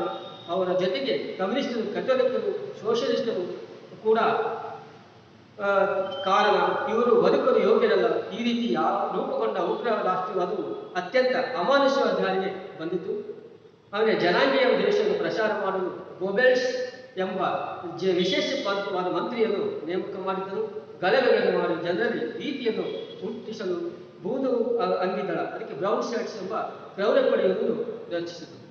ಇನ್ನು ಈ ನಿಟ್ಟಿನಲ್ಲಿ ಹಿಟ್ಲರ್ ನಡೆಸಿದ ಸಾಮೂಹಿಕ ಕೊಲೆಗಳು ಮತ್ತು ನರಮೇಧಗಳು ಚರಿತ್ರೆಯಲ್ಲಿ ಅತ್ಯಂತ ಕುಖ್ಯಾತಿಯನ್ನು ಪಡೆದಿವೆ. ಒಂದು ಅಂದಾಜಿನ ಪ್ರಕಾರ 6 ಮಿಲಿಯನ್ ಯಹೂದಿಗಳನ್ನು ಕೋಟಿಗೂ ಹೆಚ್ಚು ಕರೆಯಲಾಗಿದೆ. ಕೋಟಿಗೆ ಹೆಚ್ಚು ಇತರ ಜನರನ್ನು ಕೊಲ್ಲಿಸಿದರು. ಇವನ ಸಾಮೂಹಿಕ ಕಲ್ಪನೆಯನ್ನು ಹೋಲ್ ಕಾಸ್ಟ್ ಎಂದು ಕರೆಯಲಾಗಿದೆ. 1935ರಲ್ಲಿ ನ್ಯೂರಂಬರ್ಗ್ ಕಾನೂನುಗಳನ್ನು ಹಿಟ್ಲರ್ ಜಾರಿಗೊಳಿಸಿದರು. ಊಟ ನೀರು ಯಾವುದಕ್ಕೂ ನೀಡದೆ ಗುಲಾಮ ರೀತಿಯಲ್ಲಿ ದುಡಿಸಿಕೊಳ್ಳುವ ಕಾನ್ಸ್ಪಿರೆನ್ಸಿ ಕ್ಯಾಂಪ್ಸ್ಗಳು ಗಾಳಿಗೆ ಬೆಳಕಿಲ್ಲದೆ ಗ್ಯಾಸ್ ಚೇಂಬರ್ಗಳಲ್ಲಿ ಜನರನ್ನು ನೂಕಿ ವಿಷಗಾಳಿ ಬಿಟ್ಟು ಕೊಲ್ಲುತ್ತಿದ್ದರು. ಇದೇ ಅಲ್ಲದೆ ಸಾಮೂಹಿಕವಾಗಿ ಗುಂಡಿಟ್ಟುಕೊಳ್ಳುವುದು, ಮಾಸ್ ಶೂಟಿಂಗ್ಸ್, ಹೀಗೆ ಹಲವು ರೀತಿಯಲ್ಲಿ ನರಮೇಧವನ್ನು ನಡೆಸಿದರು. ಈ ರೀತಿಯ ಮಕ್ಕಳಲ್ಲದೆ, ಮಹಿಳೆಯರಲ್ಲದೆ, ಮುದುಕರಲ್ಲದೆ ಎಲ್ಲವನ್ನೂ ಸಾಮೂಹಿಕವಾಗಿಕೊಳ್ಳಲು ವಿಶೇಷ ಪಡೆಗಳನ್ನು ರೂಪಿಸಿದರು. ಇಡೀ ಪ್ರಭುತ್ವ ಯಂತ್ರವನ್ನು ನರಮೇಧ ಮಾಡಿಸಲು ಬಯಸಿದರು. ಜಗತ್ತನ್ನೇ ಗೆಲ್ಲಬೇಕೆಂಬ ಮತ್ತು ಜನ್ಮದರ 6 ಜನಾಂಗೀಯ ಶ್ರೇಷ್ಠತೆಯನ್ನು ಜಾರಿಗೊಳಿಸಿರುವ ಮಹತ್ವಾಕಾಂಕ್ಷಿ ಎರಡನೇ ಮಾಡಿದ್ದಕ್ಕೆ ಮುಖ್ಯವಾದ ಕಾರಣವಾಗಿದೆ ಎಲ್ಲಿ ಒಂದಾಯಿತು. ಹಿಟ್ಲರ್ ಜನಾಂಗ ದ್ವೇಷದ ಅಧ್ಯಾಯ ದೀರ್ಘದಲ್ಲಿ ಅವನ ಸಾವಿನೊಂದಿಗೆ ಅಲ್ಲಿ ಮುಗಿದು ಹೋಯಿತು. ಈ ನಿಟ್ಟಿನಲ್ಲಿ ಹಿಟ್ಲರ್ ನಡೆಸಿದ ಸಾಮೂಹಿಕ ಕೊಲೆಗಳು ಮತ್ತು ನರಮೇಧಗಳು ಚರಿತ್ರೆಯಲ್ಲಿ ಅತ್ಯಂತ ಕುಖ್ಯಾತಿಯನ್ನು ಪಡೆದಿವೆ. ಒಂದು ಅಂದಾಜಿನ ಪ್ರಕಾರ 6 ಮಿಲಿಯನ್ ಯಹೂದಿಗಳನ್ನು ಕೋಟಿಗೂ ಹೆಚ್ಚು ಇತರೆ ಜನರನ್ನು ಕೊಲ್ಲಿಸಿದರು. ಇವನ ಸಾಮೂಹಿಕ ಕಗ್ಗೊಲೆಗಳನ್ನು ಹೋಲ್ಕಾಸ್ಟ್ ಎಂದು ಕರೆಯಲಾಗಿದೆ. ಈ 1930ರಲ್ಲಿ ನ್ಯೂರಂಬರ್ಗ್ ಕಾನೂನುಗಳನ್ನು ಹಿಟ್ಲರ್ ಜಾರಿಗೊಳಿಸಿದರು. ಊಟ ನೀರು ಯಾವುದನ್ನೂ ನೀಡದೆ ಗುಲಾಮಿಗೆ ರೀತಿಯಲ್ಲಿ ದುಡಿಸಿಕೊಳ್ಳುವ ಕಾನ್ಸ್ಪಿರೇಷನ್ ಕ್ಯಾಂಪ್ಸ್ ಎಂದು ಇಲ್ಲಿ ಕಾನ್ಸಂಟ್ರೇಷನ್ ಕ್ಯಾಂಪ್ ಎಂದು ಇಲ್ಲಿ ಗಾಳಿ ಬೆಳಕಿದರೆ ಗ್ಯಾಸ್ ಚೇಂಬರ್ನಲ್ಲಿ ಜನರು ನುಗ್ಗಿ ವಿಷಗಾಳಿ ಬಿಟ್ಟು ಕೊಲ್ಲುತ್ತಿದ್ದರು. ಇದೇ ಅಲ್ಲದೆ ಸಾಮೂಹಿಕ ಗುಂಡಿಟ್ಟು ಕೊಲ್ಲುವುದು, ಮಾಸ್ ಶೂಟಿಂಗ್ ಮಾಡಿಕೊಂಡು ಹೀಗೆ ಹಲವು ರೀತಿಯಲ್ಲಿ ನರಮೇಧವನ್ನು ನಡೆಸಿದರು. ಈ ರೀತಿಯಾಗಿ ಮಕ್ಕಳಲ್ಲದೆ, ಮಹಿಳೆಯರಲ್ಲದೆ, ಮುದುಕರನ್ನಲ್ಲದೆ ಎಲ್ಲರೂ ಸಾಮೂಹಿಕಗಳನ್ನು ವಿಶೇಷ ಪಡೆಗಳನ್ನು ರೂಪಿಸಿದರು. ಇಡೀ ಪ್ರಜಾಪ್ರಭುತ್ವದ ಯಂತ್ರವನ್ನೇ ಈ ನರಮೇಧವನ್ನು ನಡೆಸಲಿಕ್ಕೆ ಬಳಸಿದರು. ಈ ಜಗತ್ತನ್ನೇ ಗೆಲ್ಲುವ ಗುರಿ ಇಟ್ಟುಕೊಂಡಂಥ ಜರ್ಮನಿಯವರು ಆದ ಜನಾಂಗೀಯ ಶ್ರೇಷ್ಠತೆಯನ್ನು ಜಾರಿಗೊಳಿಸುವ ಮಹತ್ವಾಕಾಂಕ್ಷೆ ಎರಡನೇ ಮಹಾಯುದ್ಧಕ್ಕೆ ಮುಖ್ಯವಾದ ಕಾರಣ ಇಲ್ಲಿ ನಡೆಯಿತು. ಈ ಹಿಟ್ಲರ್ನ ಜನಾಂಗೀಯ ದೇಶದ ಅಧ್ಯಾಯವು ಯುದ್ಧದಲ್ಲಿ ಅವನ ಸಾವಿನೊಂದಿಗೆ ಮುಕ್ತವಾಯಿತು. ಇನ್ನು ಇಟಲಿ ದೇಶದ ಮುಸ್ಸೋಲಿನಿ, ಜರ್ಮನ್ ದೇಶದ ಹಿಟ್ಲರ್ ಮತ್ತು ಇಟಲಿ ದೇಶದ ಮುಸ್ಸೋಲಿನಿ ಬಗ್ಗೆ ನಾವು ತಿಳ್ಕೊಂಡು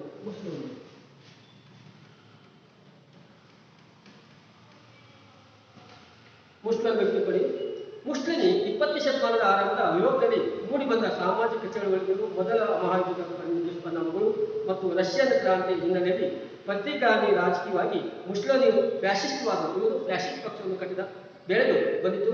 ಉಗ್ರ ರಾಷ್ಟ್ರೀಯವಾದ ಪರ್ಕೀಯ ಶಕ್ತಿಗಳ ನಾಶ, ಹಿಂಸೆ, ವೈಭವೀಕರಣ, ಜನಾಂಗೀಯ ಶ್ರೇಷ್ಠತೆ, ಸಾಮ್ರಾಜ್ಯವಾದದ ವಿಸ್ತರಣೆ, ನರಮೇಧಗಳಿಗೆ ಬೆಂಬಲ ಇವು ಫ್ಯಾಸಿಸ್ಟ್ವಾದದ ಲಕ್ಷಣಗಳಾಗಿದ್ದವು. ಇನ್ನು ಮುಸ್ಸೋಲಿನಿ 20ನೇ ಶತಮಾನದ ಆರಂಭದ ಯುರೋಪಿನಲ್ಲಿ ಮೂಡಿಬಂದ ಸಾಮಾಜಿಕ ಚಳವಳಿಗಳು, ಮೊದಲ ಮಹಾಯುದ್ಧದ ದುಷ್ಪರಿಣಾಮಗಳು ಮತ್ತು ರಷ್ಯನ್ ಕ್ರಾಂತಿ ಹಿನ್ನೆಲೆಯಲ್ಲಿ ಪ್ರತಿಗಾಮಿ ರಾಜಕೀಯವಾಗಿ ಮುಸ್ಸೋಲಿನಿಯ ಫ್ಯಾಸಿಸ್ಟ್ವಾದ ಬೆಳೆದು ಬಂತು. ಉಗ್ರ ರಾಷ್ಟ್ರೀಯವಾದ, ಪರ್ಕೀಯವಾದ ಶಕ್ತಿಗಳ ನಾಶ, ಹಿಂಸೆ, ವೈಭವೀಕರಣ, ಜನಾಂಗೀಯ ಶ್ರೇಷ್ಠತೆ, ಸಾಮ್ರಾಜ್ಯವಾದ ವಿಸ್ತರಣೆ, ನರಮೇಧಗಳ ಬೆಂಬಲ ಇವೆವು ಫ್ಯಾಸಿಸ್ಟ್ವಾದದ ಲಕ್ಷಣಗಳಾಗಿವೆ. 1922ರಿಂದ 1941ರವರೆಗೆ ಇಟಲಿಯ ಪ್ರಧಾನಿಯಾಗಿದ್ದ ಮುಸ್ಸೋಲಿನಿ ರಾಷ್ಟ್ರೀಯ ಫ್ಯಾಸಿಸ್ಟ್ ಪಕ್ಷದ ಸ್ಥಾಪಕ. 1925ರಲ್ಲಿ ಇಟಲಿಯಲ್ಲಿ ಪ್ರಜಾಪ್ರಭುತ್ವವನ್ನು ವಿಸರ್ಜನೆ ಮಾಡಿ ಕಾನೂನುಬದ್ಧವಾಗಿ ಇವನು ವ್ಯವಸ್ಥೆ ಮಾಡಿದರು. ಅದಕ್ಕೆ ಸರ್ವಾಧಿಕಾರವನ್ನು ಪಡೆದುಕೊಳ್ಳಲು ತನ್ನ ಗುಪ್ತ ಪೊಲೀಸರ ಮುಖಾಂತರ ಎಲ್ಲ ರಾಜಕೀಯ ವಿರೋಧವನ್ನು ನಾಶ ಮಾಡಿದನು. ಕಾರ್ಮಿಕರ ಮುಷ್ಕರಗಳನ್ನು ನಿಷೇಧಿಸಿದನು. ಏಕಪಕ್ಷದ ಒಂದು ಸರ್ವಾಧಿಕಾರವನ್ನು ಸ್ಥಾಪಿಸಿದನು. ಹಿಟ್ಲರ್ ಜೊತೆಗೂ ಕೂಡಿ ಎರಡನೇ ಯುದ್ಧದಲ್ಲಿ ಲಕ್ಷಾಂತರ ಜನರ ಸಾವಿಗೆ ಮುಖ್ಯ ಕಾರಣ. 1945ರಲ್ಲಿ ಇವನನ್ನು ಕೊಲೆ ಮಾಡಲಾಯಿತು. 1940ರಲ್ಲಿ ಈ ಮುಸ್ಸೋಲಿನಿಯನ್ನು ಕೊಲೆಯನ್ನು ಮಾಡಲಾಯಿತು. ಇಲ್ಲಿ 1922ರಿಂದ 1943ರವರೆಗೆ ಇಟಲಿಯಲ್ಲಿ ಪ್ರಧಾನಿಯಾದ ಮುಸ್ಸೋಲಿನಿ ರಾಷ್ಟ್ರೀಯ ಫ್ಯಾಸಿಸ್ಟ್ ಪಕ್ಷದ ಸ್ಥಾಪಕ. 1925ರಲ್ಲಿ ಪ್ರಜಾಪ್ರಭುತ್ವ ವಿಸರ್ಜನೆ ಮಾಡಿ ಕಾನೂನುಬದ್ಧವಾಗಿ ಸರ್ವಾಧಿಕಾರಿಯಾಗಿ ಪಡೆದನು. ತನ್ನ ಗುಪ್ತ ಪೊಲೀಸರ ಮುಖಾಂತರವಾಗಿ ಅವನು ರಾಜಕೀಯ ವಿರೋಧಿಗಳನ್ನು ನಾಶ ಮಾಡಿದನು. ಕಾರ್ಮಿಕರಿಗೆ ಮುಷ್ಕರಗಳನ್ನು ನಿಷೇಧಿಸಿದನು. ಆಮೇಲೆ ಏಕಪಕ್ಷದ ಸರ್ವಾಧಿಕಾರವನ್ನು ಸ್ಥಾಪಿಸಿದನು. ಹಿಟ್ಲರ್ ಜೊತೆ ಕೂಡಿ ಎರಡನೇ ಯುದ್ಧದಲ್ಲಿ ಲಕ್ಷಾಂತರ ಜನರ ಸಾವಿಗೆ ಕಾರಣವನ್ನು 1945ರಲ್ಲಿ ಅವನು ಕೊಲೆ ಮಾಡಿ ಮಾಡಿದರು. ಇಷ್ಟು ನಾವು ಸರ್ವಾಧಿಕಾರಿಗಳ ಬಗ್ಗೆ ತಿಳ್ಕೊಂಡು ಹೋಗ್ತೇವೆ. ನಿಮ್ಗೆ ಅರ್ಥ ಆಯ್ತಲ್ಲ? ಅದು ತಿಳ್ಕೊಂಡು ಇನ್ನು ಎರಡನೇ ಮಹಾಯುದ್ಧಕ್ಕೆ ತಿಳಿದುಕೊಂಡು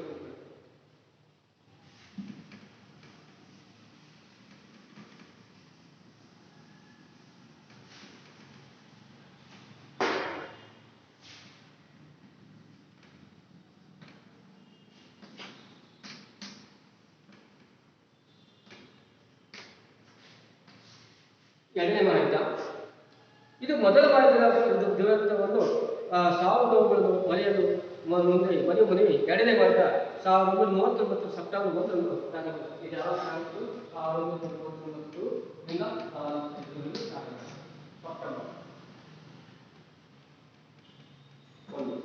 ಸೆಪ್ಟೆಂಬರ್ 1 1939ರಿಂದ ಪ್ರಾರಂಭವಾಯಿತು. ಹಾಗೆಯೇ 1937 ಸೆಪ್ಟೆಂಬರ್ 1ರಂದು ನಾಜಿ ಜರ್ಮನಿಯ ಪೋಲೆಂಡಿನ ಮೇಲೆ ದಾಳಿ ಮಾಡುವುದರೊಂದಿಗೆ ಪ್ರಾರಂಭವಾಯಿತು. ಎರಡನೇ ಮಹಾಯುದ್ಧವು ಬಹುಶಃ ಮಾನವ ಚರಿತ್ರೆಯಲ್ಲಿ ನಡೆದಿರಬಹುದಾದ ಯುದ್ಧಗಳಲ್ಲಿ ಅತ್ಯಂತ ಬೃಹತ್ವಾದದ್ದು ಮತ್ತು ಬರ್ಬರವಾದದ್ದು. 30ಕ್ಕೂ ಹೆಚ್ಚು ದೇಶಗಳು ಈ ಯುದ್ಧದಲ್ಲಿ ನೇರವಾಗಿ ಭಾಗವಹಿಸಿದವು. 1939ರಿಂದ 1945ರವರೆಗೆ ನಡೆಯಿತು. ಶ್ರೀಮಂತ ದೇಶಗಳು ಮೊದಲನೇ ಮಹಾಯುದ್ಧದಲ್ಲಿ ಹಣ ವ್ಯಯ ಮಾಡಿದ ಪರಿಣಾಮವಾಗಿ 1930ರ ದಶಕದಲ್ಲಿ ಮಹಾನ್ ಆರ್ಥಿಕ ಕುಸಿತ ಗ್ರೇಟ್ ಡಿಪ್ರೆಷನ್ಸ್ ಉಂಟಾಯಿತು. ಇದರಿಂದಾಗಿ ಯುರೋಪ್ ಮತ್ತು ಅಮೆರಿಕದಲ್ಲಿ ಸಂಕಷ್ಟ ಪರಿಸ್ಥಿತಿಗಳು ನಿರ್ಮಾಣವು. ಜನರ ಜೀವನ ಮಟ್ಟ ತೀವ್ರವಾಗಿ ಕುಸಿಯಿತು. ಕೈಗಾರಿಕೆ, ಕೃಷಿ ಬೆಳವಣಿಗೆ ಸ್ಥಗಿತವಾಯಿತು. ನಿರುದ್ಯೋಗ ವಿಪರೀತವಾಯಿತು. ಮೊದಲ ಮಹಾಯುದ್ಧದ ಸೋಲು, ಅವಮಾನಕರ ಒಪ್ಪಂದಗಳು, ಅಪಾರವಾದ ನಷ್ಟಗಳ ಹಿನ್ನೆಲೆಯಲ್ಲಿ ಜರ್ಮನಿ ಮತ್ತು ಯುರೋಪಿನ ಹಲವು ದೇಶಗಳಲ್ಲಿ ರಾಷ್ಟ್ರೀಯವಾದ ಉಗ್ರತೆ ತೀವ್ರಗೊಳಿತು. ಜರ್ಮನಿ ಮತ್ತು ಯುರೋಪಿನ ಇತರ ರಾಷ್ಟ್ರಗಳಲ್ಲಿ ಬೃಹತ್ ಕೈಗಾರಿಕೆಗಳು ಉಗ್ರ ರಾಷ್ಟ್ರೀಯತೆ ಬೆಳೆಸಲಿಕ್ಕೆ ದೊಡ್ಡ ಹಣವನ್ನು ನೀಡಿದವು. ಪ್ರಮಾಣದಲ್ಲಿ ಹಣ ನೀಡಿದರು. ಇದನ್ನೇ ಬಳಸಿಕೊಂಡು ಸೇಡಿನ ಮತ್ತು ದುರಾಭಿಮಾನ ಚಳುವಳಿಗಳು ಬೆಳೆದವು. ಜರ್ಮನಿಯಲ್ಲಿ ಹಿಟ್ಲರ್ ಮತ್ತು ಇಟಲಿಯಲ್ಲಿ ಮುಸ್ಸೋಲಿನಿಯಂತಹ ಸರ್ವಾಧಿಕಾರಿಗಳು ಬೆಳೆದರು. ಪೂರ್ವ ಏಷ್ಯಾದಲ್ಲಿ ತನ್ನ ಸಾಮ್ರಾಜ್ಯ ವಿಸ್ತರಿಸಲು ಚೀನಾದ ಮೇಲೆ ಜಪಾನ್ ದಾಳಿಯನ್ನು ಮಾಡಿತ್ತು. ಇದು ನೋಡಿ, ಮೊದಲನೇ ಮಹಾಯುದ್ಧದ ನಂತರ ದುರಂತವನ್ನು ಇನ್ನೂ ಸಾವು ನೋವುಗಳನ್ನು ಮರೆಯುವ ಮುಂಚೆಗೆ ಎರಡನೇ ಮಹಾಯುದ್ಧ 1939 ಸೆಪ್ಟೆಂಬರ್ 1ರಂದು ನಾಜಿ ಜರ್ಮನಿಯ ಪೋಲೆಂಡಿನ ಮೇಲೆ ದಾಳಿ ಮಾಡುವುದರೊಂದಿಗೆ ಪ್ರಾರಂಭವಾಯಿತು. ಎರಡನೇ ಮಹಾಯುದ್ಧವು ಬಹುಶಃ ಮಾನವ ಚರಿತ್ರೆಯಲ್ಲಿ ನಡೆದಿರಬಹುದಾದ ಒಂದು ಯುದ್ಧಗಳಲ್ಲಿ ಅತ್ಯಂತ ಬೃಹತ್ವಾದದ್ದು ಮತ್ತು ಬರ್ಬರವಾದದ್ದು. 30ಕ್ಕೂ ಹೆಚ್ಚು ದೇಶಗಳು ಈ ಯುದ್ಧದಲ್ಲಿ ನೇರವಾಗಿ ಭಾಗವಹಿಸಿತು. ಇದು 1939ರಿಂದ 1945ರವರೆಗೆ ನಡೆಯಿತು. ಶ್ರೀಮಂತ ದೇಶಗಳ ಮೊದಲನೇ ಮಹಾಯುದ್ಧದಲ್ಲಿ ಹಣ ವ್ಯವಹಾರ ಮಾಡಿದ ಪರಿಣಾಮವಾಗಿ 1930ರ ದಶಕದಲ್ಲಿ ಮಹಾನ್ ಆರ್ಥಿಕ ಕುಸಿತ ಗ್ರೇಟ್ ಡಿಪ್ರೆಷನ್ ಉಂಟಾಯಿತು. ಇದರಿಂದಾಗಿ ಯುರೋಪ್ ಮತ್ತು ಅಮೆರಿಕದಲ್ಲಿ ಸಂಕಷ್ಟ ಪರಿಸ್ಥಿತಿಗಳು ನಿರ್ಮಾಣವಾದವು. ಜನರ ಜೀವನ ಮಟ್ಟ ತೀವ್ರವಾಗಿ ಕುಸಿಯಿತು. ಕೈಗಾರಿಕೆ ಮತ್ತು ಕೃಷಿ ಬೆಳವಣಿಗೆ ಸ್ಥಗಿತವಾಯಿತು. ನಿರುದ್ಯೋಗ ವಿಪರೀತವಾಯಿತು.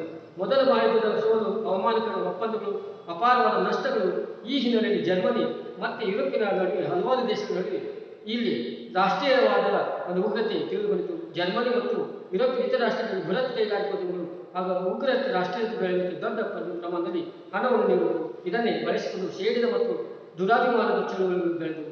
ಜರ್ಮನಿಯಲ್ಲಿ ಹಿಟ್ಲರ್ ಮತ್ತು ಇಟಲಿಯಲ್ಲಿ ಮುಸ್ಸೋಲಿನಿಯಂತಹ ಸರ್ವಾಧಿಕಾರಿಗಳು ಬೆಳೆದರು. ಪೂರ್ವ ಏಷ್ಯಾದಲ್ಲಿ ಸಾಮ್ರಾಜ್ಯ ವಿಸ್ತರಿಸಲು ಚೀನಾದ ಮತ್ತು ಜಪಾನ್ ದಾಳಿಗಳನ್ನು ಅವರು ನಡೆಸುತ್ತಿದ್ದರು. ಇನ್ನು ಎರಡನೇ ಮಹಾಯುದ್ಧದಲ್ಲಿ ಎರಡು ವಿರುದ್ಧವಾದ ಶತ್ರುಬಲಗಳಿಗೆ ಆಕ್ಸಿಸ್ ಮತ್ತು ಮಿತ್ರಬಲ ಮತ್ತು ಶತ್ರುಬಲ ಎರಡು ಅಲಯನ್ಸ್ ಮಿತ್ರಬಲ ಮತ್ತು ಶತ್ರುಬಲ ಎರಡು ಬರ್ತವೆ. ಒಂದು ಆಕ್ಸಿಸ್ ಮತ್ತು ಅಲಯನ್ಸ್ ಅಂತ ಎರಡು ರೂಪಗಳು. ಆಕ್ಸಿಸ್ ಬಲದಲ್ಲಿ ಜರ್ಮನಿ, ಇಟಲಿ ಮತ್ತು ಜಪಾನ್ ದೇಶಗಳು. ಅಲಿಸ್ ಬಲದಲ್ಲಿ ಬ್ರಿಟನ್, ಫ್ರಾನ್ಸ್, ರಷ್ಯಾ ಮುಂತಾದ ದೇಶಗಳು. ಇದು ಪೋಲೆಂಡ್ ಮೇಲೆ ಜರ್ಮನಿ ದಾಳಿ ಮಾಡುತ್ತಿದ್ದಂತೆ ಬ್ರಿಟನ್ ಪೋಲೆಂಡ್ ಮಿತ್ರ ರಾಷ್ಟ್ರವಾದ್ದರಿಂದ ಜರ್ಮನಿ ವಿರುದ್ಧ ಯುದ್ಧ ಸಾಗಿತು. ಆದರೆ ವಾಸ್ತವದಲ್ಲಿ ಬ್ರಿಟನ್ ತಕ್ಷಣದಲ್ಲಿ ಪೋಲೆಂಡ್ ಸಹಾಯಕ್ಕೆ ಧಾವಿಸಲಿಲ್ಲ. ಅದು ಜರ್ಮನಿಯ ಮೋಸವಾಯಿತು. ಅದೇ ಸಂದರ್ಭದಲ್ಲಿ ರಷ್ಯಾದಲ್ಲಿ ಕಮ್ಯುನಿಸ್ಟ್ ಪಕ್ಷ ವ್ಯವಸ್ಥೆ ಜಾರಿಗೊಂಡಿತು. ಇದರಿಂದ ಇಲ್ಲಿ ಬ್ರಿಟನ್, ಫ್ರಾನ್ಸ್, ಅಮೆರಿಕ ಮುಂತಾದ ದೇಶಗಳು ಹಿಟ್ಲರ್ ರಷ್ಯಾ ಮೇಲೆ ದಾಳಿ ಮಾಡುವುದನ್ನು ಬಯಸಿದವು. ಇದನ್ನು ಮನಗಂಡ ರಷ್ಯಾ 1939 ಆಗಸ್ಟ್ 24ರಂದು ಜರ್ಮನಿ ಜೊತೆ ಯುದ್ಧ ರಹಿತ ಒಪ್ಪಂದ ಮಾಡಿಕೊಂಡಿತು. ಹೀಗಾಗಿ ಹಿಟ್ಲರ್ ಮೊದಲ ಬದಲಿಗೆ ಪಶ್ಚಿಮದ ದಾಳಿಗೆ ಮಾಡಿದನು. ಇಟಲಿಯ ಜೊತೆಗೆ ಒಪ್ಪಂದ ಮಾಡಿಕೊಂಡು ಹಿಟ್ಲರ್ನು ಡೆನ್ಮಾರ್ಕ್, ನಾರ್ವೆ, ಸ್ವೀಡನ್ ಮುಂತಾದ ದೇಶಗಳ ಜೊತೆಗೆ ಅವರು ಹಾಲೆಂಡ್ ದೇಶಗಳನ್ನು ಬಹುತೇಕ ಪಶ್ಚಿಮ ಯುರೋಪನ್ನು ತನ್ನ ವಶಕ್ಕೆ ಪಡೆದುಕೊಂಡು 1941ರಲ್ಲಿ ಸೋವಿಯತ್ ರಷ್ಯಾ ಕಡೆ ಹಿಟ್ಲರ್ ದೃಷ್ಟಿ ಹರಿಸಿದನು. ಇದಾದ ನಂತರ ರಷ್ಯಾ ಯುದ್ಧದಲ್ಲಿ ಭಾಗವಹಿಸಲೇಬೇಕಾಯಿತು. ಇದೇ ಸಂದರ್ಭದಲ್ಲಿ ಜಪಾನ್ ಹಿಟ್ಲರ್ ಬಣವನ್ನು ಸೇರಿಕೊಂಡರು. ಪೆಸಿಫಿಕ್ ಸಮುದ್ರದ ಪಶ್ಚಿಮ ಭಾಗದಲ್ಲಿ ಇದು ಅಮೆರಿಕ ಮತ್ತು ಯುರೋಪಿನ ಪ್ರದೇಶಗಳ ಮೇಲೆ ದಾಳಿ ಮಾಡಿ ಸಾಕಷ್ಟು ಪ್ರದೇಶಗಳನ್ನು ಜಪಾನ್ ಆಕ್ರಮಿಸಿಕೊಂಡಿತು. ಈ ರೀತಿ ವ್ಯವಸ್ಥೆ ಮಾಡಿತು. ಇದು ಒಂದು ಎಳೆದು ಮಾಡಿದ ಒಂದು ಸನ್ನಿವೇಶ. ಇಲ್ಲಿ ಜಪಾನ್ ದೇಶಗಳು ಅಲಿನ್ ಮತ್ತು ಆಕ್ಸಿಸ್ ಎಂಬ ಯುದ್ಧಗಳು ನಡೆದು ಈ ಪೋಲೆಂಡ್ ಮತ್ತು ಮಹಾರಾಷ್ಟ್ರದಿಂದ ಈ ರಷ್ಯಾದಲ್ಲಿ ದಾಳಿ ಮಾಡುವುದರಲ್ಲಿ ಬಂತು. ಅದೇ ರೀತಿ ಇದೇ ಸಂದರ್ಭದಲ್ಲಿ ಜಪಾನ್ ಹಿಟ್ಲರ್ ಬಲವನ್ನು ಸೇರಿಕೊಂಡು ಪೆಸಿಫಿಕ್ ಸಾಗರದ ಸಮುದ್ರದ ಪಶ್ಚಿಮ ಭಾಗದಲ್ಲಿ ಅಮೆರಿಕ ಮತ್ತು ಯುರೋಪಿಯನ್ ದೇಶಗಳ ಮೇಲೆ ದಾಳಿ ಮಾಡಿ ಮುಂದುವರಿಸಿಕೊಂಡು ಹೋದಂತ ನಾವು ಇಲ್ಲಿ ಹೇಳಬಹುದು ಮಕ್ಕಳು. ಇಟಲಿ ಮತ್ತು ಜಪಾನ್ ಉತ್ತರ ಆಫ್ರಿಕಾದ ಬ್ರಿಟನ್ ವಸಾಹತುಗಳ ಮೇಲೆ ಮತ್ತು ಸೋಯೆಜ್ ಕಾಲುವೆಯನ್ನು ವಶಪಡಿಸಿಕೊಳ್ಳಲು ಪ್ರಯತ್ನಿಸಿ ಸೋತವು. 1942 ಸ್ಟಾಲಿನ್ ಯುದ್ಧದಲ್ಲಿ ಜರ್ಮನ್ ಪಡೆಗಳು ರಷ್ಯಾ ಸೋಲಿಸಿತು.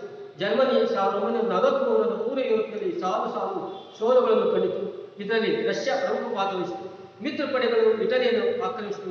ಜಪಾನನ್ನು ಸೋಲಿಸುವ ಮೂಲಕವಾಗಿ ಅವರು ಪಶ್ಚಿಮ ಪೆಸಿಫಿಕ್ ದ್ವೀಪಗಳನ್ನು ಅಮೆರಿಕ ವಾಪಸ್ ಪಡೆಯಿತು. ರಷ್ಯಾದ ಕೆಂಪು ಸೈನಿಕರ ಮಹಾನ್ ಮುನ್ನಡೆ ಮತ್ತು ಪಶ್ಚಿಮ ರಾಷ್ಟ್ರಗಳ ದಾಳಿಯಿಂದ ಜರ್ಮನಿ ಶರಣಾಯಿತು ಮತ್ತು ಬರ್ಲಿನ್ ಪತನವಾಯಿತು. 1945ರಲ್ಲಿ ಹಿಟ್ಲರ್ ಆತ್ಮಹತ್ಯೆ ಮಾಡಿಕೊಂಡ. 1940 ಆತ್ಮಹತ್ಯೆ ಕೊಲೆ ಮಾಡಿಕೊಂಡನು. ಅದೇ ರೀತಿ ಇದರೊಂದಿಗೆ ಯುರೋಪಿನಲ್ಲಿ ಯುದ್ಧ ಕೊನೆಗೊಂಡಿತು. 1945ರಲ್ಲಿ ಜಪಾನಿನ ಹಿರೋಶಿಮಾ ನಾಗಸಾಕಿ ಮೇಲೆ ಅಣುಬಾಂಬ್ ದಾಳಿಯನ್ನು ಮಾಡಿದರು. ಅದೇ ಹಿರೋಶಿಮಾ ನಾಗಸಾಕಿ ಮೇಲೆ ಅಮೆರಿಕ ಜಗತ್ತಿನ ಮೊಟ್ಟ ಮೊದಲ ಅಣುಬಾಂಬ್ ಅನ್ನು ಹಾಕಿತು. ಇದರಿಂದ ಲಕ್ಷಾಂತರ ಜನ ಹತರಾದರು. ಇದರ ದುಷ್ಪರಿಣಾಮವನ್ನು ಜಪಾನ್ ಇಂದಿಗೂ ಅನುಭವಿಸುತ್ತದೆ. 1947 ಆಗಸ್ಟ್ 15ರಂದು ಜಪಾನ್ ಪೂರ್ಣವಾಗಿ ಶರಣಾಯಿತು. ಇದರೊಂದಿಗೆ ಮಿತ್ರ ಬಲ ಯುದ್ಧದಲ್ಲಿ ಸಂಪೂರ್ಣವಾಗಿ ವಿಜಯಿಯಾಯಿತು ನಾವಿಲ್ಲಿ ಹೇಳ್ತೀವಿ. ಅದೇ ನೋಡಿ, ಇಟಲಿ ಜರ್ಮನಿ ಉತ್ತರ ಆಫ್ರಿಕಾ ನಡುವೆ ಯುದ್ಧಗಳು ನಡೆದವು. ಸೋವಿಯತ್ ಕಾಲುವೆಯನ್ನು ವಶಪಡಿಸಿಕೊಳ್ಳಲು ಪ್ರಯತ್ನ ಮಾಡಿತು. 1942 ಸ್ಟಾಲಿನ್ಗ್ರಾಡ್ ಯುದ್ಧದಲ್ಲಿ ಜರ್ಮನ್ ಪಡೆಗಳನ್ನು ರಷ್ಯಾ ಸೋಲಿಸಿತು. ಈ ಜರ್ಮನಿ 1943 ಪೂರ್ವ ಯುರೋಪಿನಲ್ಲಿ ಸಾಲು ಸೋಲು ಉಂಟಾಯಿತು. ಇದರಲ್ಲಿ ರಷ್ಯಾ ಪ್ರಮುಖ ಪಾತ್ರ ವಹಿಸಿತು. ಆಮೇಲೆ ಮಿತ್ರ ಪಡೆಗಳು ಇಟಲಿಯನ್ನು ಆಕ್ರಮಿಸಿತು. ಜಪಾನನ್ನು ಸೋಲಿಸುವ ಮೂಲಕ ಪಶ್ಚಿಮ ಪಸಿಫಿಕ್ ಮತ್ತು ದ್ವೀಪಗಳನ್ನು ಅಮೆರಿಕ ವಾಪಸ್ ಪಡೆಯಿತು. ರಷ್ಯಾದ ಕೆಲವು ಸೈನಿಕರ ಮಹಾನ್ ಮುನ್ನಡೆಗೆ ಮತ್ತು ಪಶ್ಚಿಮ ರಾಷ್ಟ್ರಗಳ ದಾಳಿಯಿಂದ ಜರ್ಮನಿ ಶರಣಾಯಿತು ಮತ್ತು ಬರ್ಲಿನ್ ಪತನವಾಯಿತು. 1945 ಹಿಟ್ಲರ್ ಆತ್ಮಹತ್ಯೆ ಮಾಡಿಕೊಂಡರು. ಇದರೊಂದಿಗೆ ಯುರೋಪ್ನಲ್ಲಿ ಯುದ್ಧ ಕೊನೆಗೊಂಡ 1945 ಜಪಾನ್ ಹಿರೋಶಿಮಾ ಮತ್ತು ನಾಗಾಸಾಕಿಗಳಲ್ಲಿ ಅಮೆರಿಕ ಜಗತ್ತಿನ ಮೊಟ್ಟ ಮೊದಲ ಅಣುಬಾಂಬನ್ನು ಸಾಕಿತು. ಇದರಲ್ಲಿ ಲಕ್ಷಾಂತರ ಜನರು ಹತರಾದರು. ಇದರ ದುಷ್ಪರಿಣಾಮಗಳು ಜಪಾನ್ ಇಂದಿಗೂ ಸಹ ಈಗಲೂ ಸಹ ಅದಕ್ಕೆ ಹಿರೋಶಿಮಾ ನಾಗಾಸಾಕಿ ಒಂದು ಪಾಪ ಬೇಜಾರು ಮಾಡ್ತಾರೆ. ಅದಕ್ಕೆ ಇದರಿಂದ ಲಕ್ಷಾಂತರ ಜನ ಹತರಾದರು. ದುಷ್ಪರಿಣಾಮಗಳು ಜಪಾನ್ ಇಂದಿಗೂ ಅನುಭವಿಸುತ್ತದೆ. 1940 ಆಗಸ್ಟ್ 15ರಂದು ಜಪಾನ್ ಪೂರ್ಣವಾಗಿ ಶರಣಾಯಿತು. ಇದರೊಂದಿಗೆ ಮಿತ್ರವರಾಗಿದ್ದಲ್ಲಿ ಸಂಪೂರ್ಣ ವಿಜಯ. ಮಾನವ ಚರಿತ್ರೆ ಅತಿ ಹೆಚ್ಚಿನ ಸಾಮೂಹಿಕಗಳನ್ನು ತಂದ 2ನೇ ಜಾಗತಿಕ ಯುದ್ಧವು ಜಗತ್ತಿನ ರಾಜಕೀಯ ಮತ್ತು ಸಾಮಾಜಿಕ ಸಂರಚನೆಯನ್ನು ಬದಲಾವಣೆ ಮಾಡಿತು ಮಕ್ಕಳಿಗೆ. ಅದಕ್ಕೆ ರಾಷ್ಟ್ರ ಮತ್ತು ಸಂಘದ ಜಾಗದಲ್ಲಿ ವಿಶ್ವಸಂಸ್ಥೆ ಇದೆ. ವಿಶ್ವಸಂಸ್ಥೆ WHO ಅಲ್ಲ, ವರ್ಲ್ಡ್ ಹೆಲ್ತ್ ಆರ್ಗನೈಸೇಷನ್, ಇದು ಯುನೈಟೆಡ್ ನೇಷನ್ಸ್ ಮತ್ತು UNO ಯುನೈಟೆಡ್ ನೇಷನ್ ಆರ್ಗನೈಸೇಷನ್ ಅಂದರೆ ವಿಶ್ವಸಂಸ್ಥೆ ಅಸ್ತಿತ್ವಕ್ಕೆ ಬಂದಿತ್ತು. ಆ ವಿಶ್ವಸಂಸ್ಥೆ ಅಸ್ತಿತ್ವಕ್ಕೆ ಅಂತಂದರೆ 2ನೇ ವಾರದ ನಂತರ ಇದರಿಂದ ವಿಶ್ವಸಂಸ್ಥೆ ರಾಷ್ಟ್ರಗಳ ಬಗ್ಗೆ ವಿಶ್ವದ ಚೆಂದಿತು. ಯುದ್ಧದ ವಿಜಯದ ರಾಷ್ಟ್ರಗಳ ಅಮೆರಿಕ, ಸಂಯುಕ್ತ ಸಂಸ್ಥಾನ, Soviet Russia, China, Britain, France ಈ ದೇಶಗಳು ವಿಶ್ವಸಂಸ್ಥೆ ರಕ್ಷಣಾ ಮಂಡಳಿಯ ಕಾಯಂ ಸದಸ್ಯರಾದವು. ಸೋವಿಯತ್ ರಷ್ಯಾ ಮತ್ತು ಅಮೆರಿಕ ಪರಸ್ಪರ ವಿರೋಧಿಯಾದ ಶಕ್ತಿಶಾಲಿ ಬಲದ ದೇಶಗಳಾದವು. ಶೀತಲ ಸಮರಕ್ಕೆ ಇದು ನಾಂದಿಯಾಯಿತು. ಏಷ್ಯಾ ಮತ್ತು ಆಫ್ರಿಕಾದ ವಸಾಹತುಗಳು ಸ್ವಾತಂತ್ರ್ಯ ಪಡೆಯಲಿಕ್ಕೆ ವಾತಾವರಣ ಪೂರಕವಾಯಿತು. ಬ್ರಿಟನ್, ಫ್ರಾನ್ಸ್ ಮುಂತಾದ ರಾಷ್ಟ್ರಗಳು ತಮ್ಮ ಹಿಡಿತದಲ್ಲಿ ಇದ್ದಂಥ ಬಹುತೇಕ ವಸಾಹತುಗಳನ್ನು ಕಳೆದುಕೊಂಡು ಭಾರತದ ಸ್ವಾತಂತ್ರ್ಯವನ್ನು ಈಗಿನಲ್ಲಿ ಗಮನಿಸಬಹುದು. ಯೋಗ ಆಯಿತು ಸ್ವಾತಂತ್ರ್ಯ 1945ಕ್ಕೆ 2ನೇ ಮುಗಿದು 1945ಕ್ಕೆ ನಮ್ಮ ಸ್ವಾತಂತ್ರ್ಯ ಸಿಕ್ತು. ಅದಕ್ಕೆ ಗಮನಿಸುವುದು ಅಮೆರಿಕ ಅನ್ನಷ್ಟು ಪ್ರಯೋಗದಿಂದಾಗಿ ಬೃಹತ್ ದೇಶಗಳ ನಡುವೆ ಅನ್ನಷ್ಟು ಮೈಕೂಟಿಗೆ ದಾರಿ ಮಾಡಿಕೊಟ್ಟಾರೆ. ಈ ರೀತಿ ಅದಕ್ಕೆ ಮಾನವ ಚರಿತ್ರೆಯಲ್ಲಿ ಅತಿ ಹೆಚ್ಚಿನ ಸಾವುಗಳನ್ನು ಕಂಡಂಥ 2ನೇ ಜಾಗತಿಕ ಯುದ್ಧವು ಜಗತ್ತಿನಲ್ಲಿ ರಾಜಕೀಯ ಮತ್ತು ಸಾಮಾಜಿಕ ಸಂರಚನೆಯಲ್ಲಿ ಬದಲಾವಣೆ ಮಾಡಿತು. ರಾಷ್ಟ್ರ ಸಂಘದ ಜಾಗದಲ್ಲಿ ವಿಶ್ವಸಂಸ್ಥೆ ಯುನೈಟೆಡ್ ನೇಷನ್ ಆರ್ಗನೈಸೇಷನ್ ವಿಶ್ವಸಂಸ್ಥೆ ರಚನೆಯಾಯಿತು.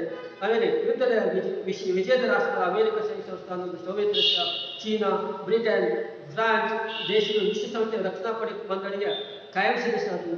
ಸೋವಿಯತ್ ರಷ್ಯಾ ಮತ್ತು ಅಮೆರಿಕ ಪರಸ್ಪರ ವಿರೋಧಿಯಾದ ಶಕ್ತಿಶಾಲಿ ಬಲಗಳಾದವು. ಶೀತಲ ಸಮರ ಇದು ನಾಂದಿಯಾಯಿತು. ಏಷ್ಯಾ ಮತ್ತು ಆಫ್ರಿಕಾದ ವಸಾಹತುಗಳು ಸ್ವಾತಂತ್ರ್ಯ ಪಡೆಯಲಿಕ್ಕೆ ವಾತಾವರಣ ಪೂರಕವಾಯಿತು. ಬ್ರಿಟನ್, ಫ್ರಾನ್ಸ್ ಮುಂತಾದ ರಾಷ್ಟ್ರಗಳು ತಮ್ಮ ಹಿಡಿತದಿಂದ ಬಹುತೇಕ ವಸಾಹತುಗಳನ್ನು ಕಳೆದುಕೊಂಡವು. ಭಾರತ ಸ್ವಾತಂತ್ರ್ಯವು ಈ ಹಿನ್ನೆಲೆಯಲ್ಲಿ ಗಮನಿಸಬಹುದು. ಅಮೆರಿಕ ಅಣ್ವಸ್ತ್ರ ಪ್ರಯೋಗಿಸಿದಿಂದ ಬೃಹತ್ ದೇಶಗಳ ನಡುವೆ ಶಸ್ತ್ರಾಸ್ತ್ರ ಅಣ್ವಸ್ತ್ರ ಪೈಪೋಟಿ ಇಲ್ಲಿ ದಾರಿ ಮಾಡಿತು. ಹೀಗೆ ನಾವು ಎರಡನೇ ವಾರದ ಬಗ್ಗೆ ನಾವು ನೋಡಿದ್ದೀವಿ. ಇನ್ನು ಚೀನಾ ಕ್ರಾಂತಿ.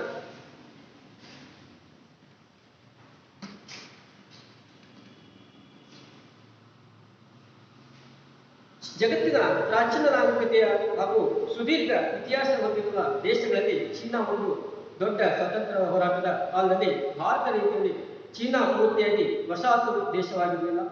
ಆಗ ಅದೇ ವಸಾಹತು ದೇಶವಾಗಿತ್ತು. ಅಂದರೆ ಸ್ವಲ್ಪ ಭಾಗ ಸ್ವತಂತ್ರವಾಗಿತ್ತು. ಜೊತೆಗೆ ಫ್ರೆಂಚರು, ಜಪಾನಿಯರು ಮುಂತಾದ ಸಾಮ್ರಾಜ್ಯಗಳ ಪ್ರಭಾವಕ್ಕೂ ಒಳಗಾಗಿತ್ತು. ಚೀನಾ ಪಾಳೆಗಾರರ ದೇಶವೂ ಆಗಿತ್ತು. ಅಂದರೆ ದೇಶಗಳಿಗೆ ಜಮೀನ್ದಾರರು ಮತ್ತು ಯುದ್ಧಕೋರರ ನಿಯಂತ್ರಣದಲ್ಲಿತ್ತು. ಭಾರತದಕ್ಕೂ ಕೈಗಾರಿಕೆಗಳು ಬೆಳೆದಿರಲಿಲ್ಲ. ಅದಕ್ಕೆ ಜಗತ್ತಿನ ಪ್ರಾಚೀನ ನಾಗರಿಕ ಹಾಗೂ ಸುದೀರ್ಘ ಇತಿಹಾಸ ಹೊಂದಿರುವ ದೇಶಗಳಲ್ಲಿ ಚೀನಾ ಕೂಡ ಒಂದು ಸ್ವತಂತ್ರ ರಾಷ್ಟ್ರವಾಗಿ ಕಾಲದಲ್ಲಿ ಭಾರತದ ರೀತಿಯಲ್ಲಿ ಚೀನಾ ಪೂರ್ತಿಯಾಗಿ ವಸಾಹತು ದೇಶವಾಗಿರಲಿಲ್ಲ, ಅರೆ ವಸಾಹತು ದೇಶವಾಗಿತ್ತು. ಅಂದರೆ ಸ್ವಲ್ಪ ಭಾಗ ಸ್ವತಂತ್ರವಾಗಿತ್ತು. ಜೊತೆಗೆ ಫ್ರೆಂಚರು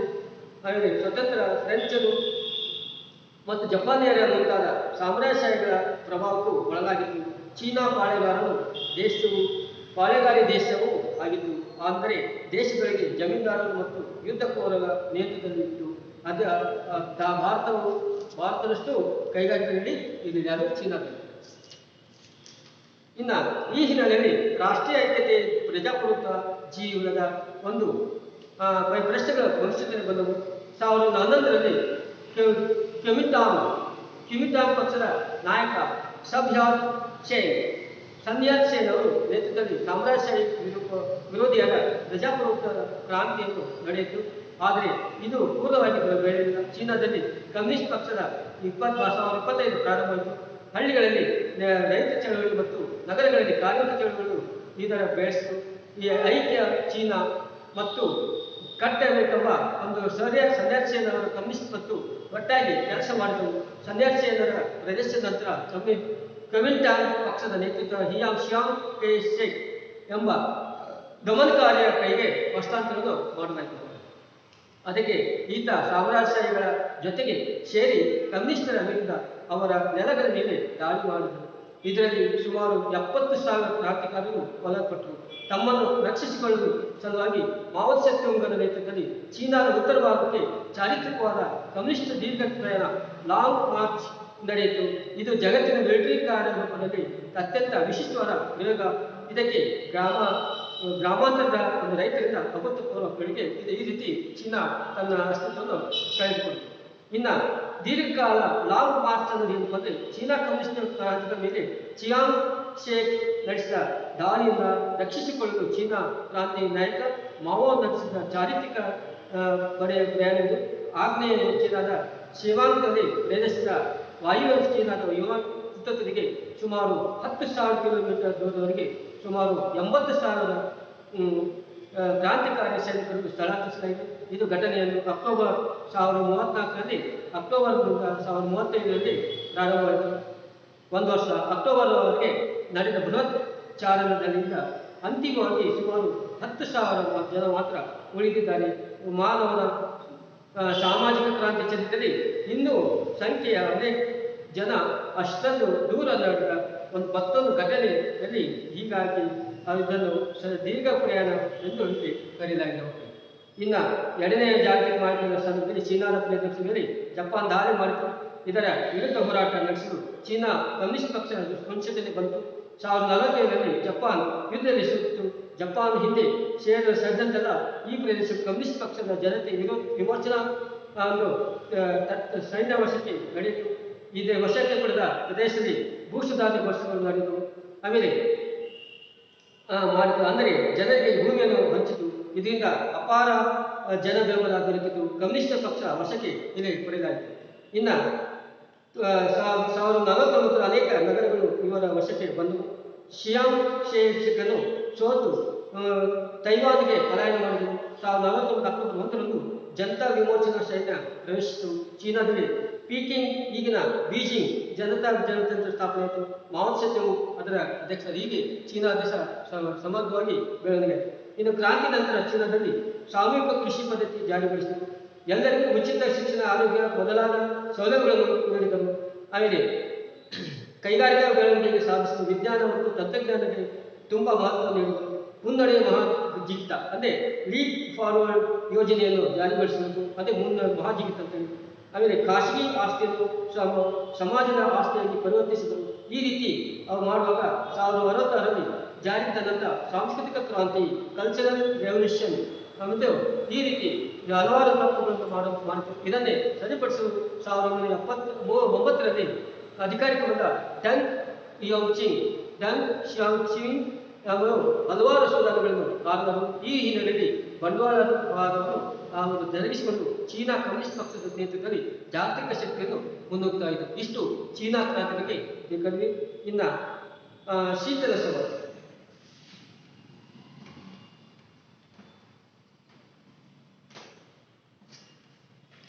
ಶೀತಲ ಸಮರ ಎರಡನೇ ಮಹಾಯುದ್ಧದ ನಂತರ ಜಾಗತಿಕ ಎರಡನೇ ವಿಧಾನಗಳ ನಡುವೆ ರಾಜಕೀಯ, ಆರ್ಥಿಕ, ಮಿಲಿಟರಿ ಮುಂತಾದ ವಿಷಯಗಳಲ್ಲಿ ಉದ್ಭವಿಸಿದ ನಿರಂತರ ಭಯ, ದ್ವೇಷ, ಅಸೂಯೆ ಮತ್ತು ಆತಂಕದ ಪರಿಸ್ಥಿತಿ ಶೀತಲ ಸಮರ ಇವೆಲ್ಲ ನಡೀತದೆ ಎರಡು ದೇಶಗಳಲ್ಲಿ ಎರಡನೇ ಮಹಾಯುದ್ಧದ ನಂತರ. ಆಮೇಲೆ ಉದ್ಭವಿಸಿದೆ ನಿರಂತರ ಭಯ, ದ್ವೇಷ, ಅಸೂಯೆ ಮತ್ತು ಆಂತರಿಕ ಪರಿಸ್ಥಿತಿ ಶೀತಲ ಸಮರ. ಅಮೆರಿಕ ಸಂಯುಕ್ತ ಸಂಸ್ಥಾನ, USA, ಬಂಡವಾಳಶಾಹಿ ದೇಶಗಳ ಬಲ ಮತ್ತು ಸೋವಿಯತ್ ದೇಶಗಳ USSR ಸಮಾಜವಾದದ ದೇಶಗಳ ಬಲಗಳ ನಡುವಿನ ಅಘೋಷಿತ ಸಮರವೇ ಶೀತಲ ಸಮರವಾಗಿದೆ. ಮಾನವ ಜನಾಂಗದ ಸಮಸ್ಯೆಗಳಿಗೆ ಪರಿಹಾರದ ಮಾರ್ಗಗಳು ಯಾವುದು? ಬಂಡವಾಳಶಾಹಿ ಅಥವಾ ಸಮಾಜವಾದವು ಎಂಬುದರ ಆಧಾರದಲ್ಲಿ ತೀವ್ರವಾಗಿ ಬೆಳೆದು ವ್ಯತ್ಯಾಸಗಳು 1917ರಿಂದ ಅಸ್ತಿತ್ವದಲ್ಲಿದ್ದರೂ ತೀವ್ರವಾಗಿ ಪ್ರಕಟಗೊಂಡಿದ್ದು ಎರಡನೇ ಮಹಾಯುದ್ಧದ ನಂತರ. ಸೋವಿಯತ್ ರಷ್ಯಾ ಸಮಾಜವಾದಿ ವ್ಯವಸ್ಥೆಗೆ 1989ರಲ್ಲಿ ಕೃಷಿವರೆಗೂ ಪ್ರಬಲವಾಗಿತ್ತು. ಇವೆರಡು ಬಲಗಳನ್ನು ಹೊರತುಪಡಿಸಿ ಭಾರತ, ಈಜಿಪ್ಟ್ ಮೊದಲಾದ ದೇಶಗಳ ನೇತೃತ್ವದಲ್ಲಿ ಅಲಿಪ್ತ ದೇಶಗಳಲ್ಲಿ ಜಾರಿಗೊಂಡಿಗೆ ಒಂದು ಶೀತಲ ಸಮರ ಎರಡನೇ ಮಹಾಯುದ್ಧದ ನಂತರ ಸಂಭವಿಸಿದ ಮಕ್ಕಳು ಈ ರೀತಿ ವ್ಯವಸ್ಥೆ ಮಾಡಬಹುದು. ಇನ್ನು ಶೀತಲ ಸಮರದಿಂದಾಗಿ ಎರಡು ಬಲಗಳ ನಡುವೆ ಶಸ್ತ್ರಾಸ್ತ್ರ ಪೈಪೋಟಿ ತೀವ್ರಗೊಂಡಿತು. ಇದರಲ್ಲಿ ಅಮೆರಿಕ ಮೇಲುಗೈ ಸಾಧಿಸಿತು. ಅಮೆರಿಕ ಜಗತ್ತಿನ ತುಂಬಿದ ಶಸ್ತ್ರಾಸ್ತ್ರ ಮಾರಾಟಕ್ಕೆ ವ್ಯಾಪಕವಾದ ಒಪ್ಪಂದಗಳಿಗೆ ಮುಂದಾಯಿತು. ಹೆಚ್ಚೆಚ್ಚು ರಾಷ್ಟ್ರಗಳನ್ನು ತಮ್ಮ ಅಸ್ತಿತ್ವ ವ್ಯಾಪ್ತಿಯಲ್ಲಿ ಹಿಡಿದುಕೊಳ್ಳಲು ಮಿಲಿಟರಿ ಮೈತ್ರಿಕೂಟ ರಚನೆ ಆಯಿತು. ಅಮೆರಿಕ ನೇತೃತ್ವದ ನ್ಯಾಟೋ ಅಂದರೆ ನಾರ್ತ್ ಅಟ್ಲಾಂಟಿಕ್ ಟ್ರೀಟಿ ಆರ್ಗನೈಸೇಷನ್ ಮತ್ತು CHO ಅಂದರೆ South East Asian Treaty Organisation ಮತ್ತು Central East North Treaty Organisation ಮುಂತಾದ ಕೂಟಗಳು ರಚನೆಯಾದವು. ರಷ್ಯಾ ನೇತೃತ್ವದಲ್ಲಿ ವಾರ್ಸಾ ಕೂಟ ರಚನೆ ಆಯಿತು. ಅಮೆರಿಕದ ಪ್ರತಿಯೊಂದು ರಾಜ್ಯದಲ್ಲಿಯೂ ಈ ರೀತಿ ನಾವು ಬೃಹತ್ ಯುದ್ಧಗಳ ಕೈಗಾರಿಕೆಗಳು ಬೆಳೆದವು.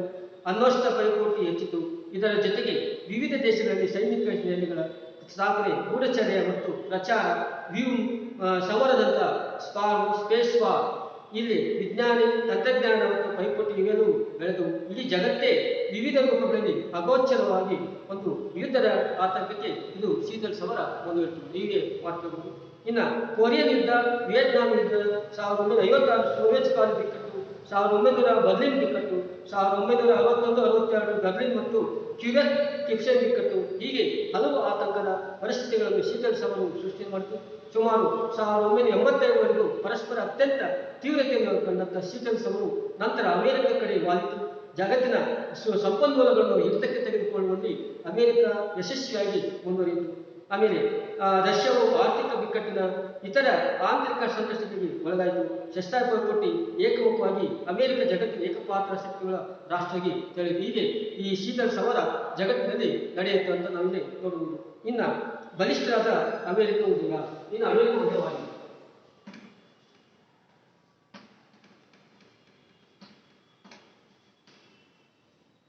ಇನ್ನು ಬಲಿಷ್ಠ ರಾಷ್ಟ್ರವಾಗಿ ಅಮೆರಿಕ ಉಂಟಾಯಿತು. ವಿಶ್ವದಾದ್ಯಂತ 1927 ಉಂಟಾದ ಆರ್ಥಿಕ ಮಹಾಕುಸಿತದಿಂದಾಗಿ ಅಮೆರಿಕದಲ್ಲಿನ ರಾಜಕೀಯದಲ್ಲಿ ಸಾಕಷ್ಟು ಬದಲಾವಣೆ ತಂದಿತು. ಮೊದಲನೇ ಮಹಾಯುದ್ಧದ ನಂತರ ಅಮೆರಿಕ ವಿಭಿನ್ನ ರಾಷ್ಟ್ರಗಳಿಗೆ ಸಾಕಷ್ಟು ಆರ್ಥಿಕ ಮತ್ತು ಸೈನಿಕ ಅಪಾಯವನ್ನು ನೀಡಿ ಸಹಾಯ ನೀಡಿ ಆ, ನೀಡಿ ಮಿತ್ರ ರಾಷ್ಟ್ರದ ಗೆಲುವಿಗೆ ಕಾರಣವಾಯಿತು. 1929ರಲ್ಲಿ ಅಮೆರಿಕದ ಆರ್ಥಿಕ ಬೆಳವಣಿಗೆ ಕುಂಠಿತಗೊಂಡಿತು. ಇದರ ಪರಿಣಾಮವಾಗಿ ಕೈಗಾರಿಕೆ ಮತ್ತು ಕೃಷಿ ಕ್ಷೇತ್ರಗಳಲ್ಲಿ ಉಂಟಾದ ಉತ್ಪಾದನೆ ಕುಸಿಯಿತು. ಅಲ್ಲದೆ ಗಣಿಗಾರಿಕೆ, ಹಡಗು ಕಟ್ಟುವಿಕೆ, ಗ್ರಾಹಕ ವಸ್ತುಗಳಾದಂಥ ಆಟೋಮೊಬೈಲ್ಸ್ ಮತ್ತು ಗೃಹ ಬಳಕೆ ವಸ್ತುಗಳ ಉತ್ಪಾದನೆಗೆ ಹಿನ್ನಡೆ ಉಂಟಾಯಿತು. ಹೀಗೆ ಹಿನ್ನಡೆ ಉಂಟಾದ ಆರ್ಥಿಕ ಕುಸಿತ, ರಾಜಕೀಯ ಬದಲಾವಣೆ ಇವೆಲ್ಲ ಇದಕ್ಕೆಲ್ಲ ಸಾಕ್ಷಿಯಾಯಿತು. ದ್ವಿತೀಯ ಮಹಾಯುದ್ಧದ ನಂತರ ಸಮಯದಲ್ಲಿ ಜಪಾನ್ ಅಮೆರಿಕದ ನೌಕಾದಳ ಪರ್ಲ್ ಹಾರ್ಬರ್ ಮೇಲೆ ದಾಳಿ ಮಾಡಿತು. ಇದರಿಂದಾಗಿ ಅಮೆರಿಕ ಮಿತ್ರ ರಾಷ್ಟ್ರಗಳ ಪರವಾಗಿ ಯುದ್ಧ ಪ್ರವೇಶ ಉಂಟಾಯಿತು. ಜೊತೆಯಲ್ಲಿ ಜನತೆಯನ್ನು ಚೈನಾಗೆ ರೂಜ್ವೆಲ್ಟ್ ಯುದ್ಧಕ್ಕೆ ಸನ್ನದ್ಧಗೊಳಿಸಲು, ಮಹಿಳೆಯರಿಗೆ ಸಾರ್ವಜನಿಕ ಕ್ಷೇತ್ರದಲ್ಲಿ ದುಡಿಯುವ ಪ್ರೋತ್ಸಾಹಿಸಲು, ಅಮೆರಿಕ ಯುದ್ಧದಲ್ಲಿ ಜಯಗಳಿಸಲು ದ್ವಿತೀಯ ಮಹಾಯುದ್ಧ ನಡೆಯುತ್ತಿರುವಾಗಲೇ ವಿದೇಶಿ ಸಂಸ್ಥೆ ಸ್ಥಾಪನೆ ಸಹಕರಿಸಿ ಅದರ ಸ್ಥಾಪನೆಗೂ ಕಾರಣವಾಯಿತು. 1945 ನಂತರ ಅಮೆರಿಕ ಜಗತ್ತಿನ ರಾಷ್ಟ್ರವಾಗಿ ಹೊರಹೊಮ್ಮಿದೆ. ಶೀತಲ ಸಮರದ ಒಂದು ನಂತರ ಈ ಅಮೆರಿಕ ರಾಷ್ಟ್ರ ಮತ್ತು ಸಂಯುಕ್ತ ಸಂಸ್ಥಾನವು ಏಕಮೇವ ಬಲಿಷ್ಠ ರಾಷ್ಟ್ರವಾಗಿ ಮುನ್ನಡೆ ಆಯಿತು. ಹೀಗೆ ನಮ್ಮ 20ನೇ ಶತಮಾನದ ರಾಜಕೀಯ ಆಯಾಮಗಳಿಗೆ 1ನೇ ಮಹಾಯುದ್ಧ, 2ನೇ ಯುದ್ಧ, ರಷ್ಯಾ ಕ್ರಾಂತಿ ಇವೆಲ್ಲ ಕ್ರಾಂತಿಗಳು ಆದವು. ಅದೇ ರೀತಿ 2ನೇ ಮಹಾಯುದ್ಧದ ನಂತರ ಈ ಚೀನಾ ಕ್ರಾಂತಿ ಇವೆಲ್ಲ ಕ್ರಾಂತಿಗಳು ಆಗುವಂತ ಈ ಪಾಠವನ್ನು ಹೇಳ್ತಾ ಇಲ್ಲಿಗೆ ಈ ಪಾಠ ಮುಗಿಸ್ತೀನಿ. ಒಂದು ಗೃಹ ಪಾಠ ತಗೊಳ್ಳಿ. ಆ ಗೃಹ ಪಾಠದಲ್ಲಿ ಕೆಳಗೆ ಕೊಟ್ಟಂತ ಒಂದು ಪ್ರಶ್ನೆಗಳನ್ನು ಮಾಡಬೇಕು ಅದನ್ನ ಬರ್ತಂತ ಹೇಳ್ತಾ ಇವತ್ತಿನ ಪಾಠದೊಂದಿಗೆ ಪೂರೈಸ್ತೀನಿ. ನಾಳೆ ಮತ್ತೊಂದು ಪಾಠಕ್ಕೆ ನಾವು ಪಾಠವನ್ನು ಪ್ರಾರಂಭಿಸೋಣ. ಅಲ್ಲಿವರೆಗೆ ನಾವು ಓದ್ತಾ ಇದ್ದೇವೆ.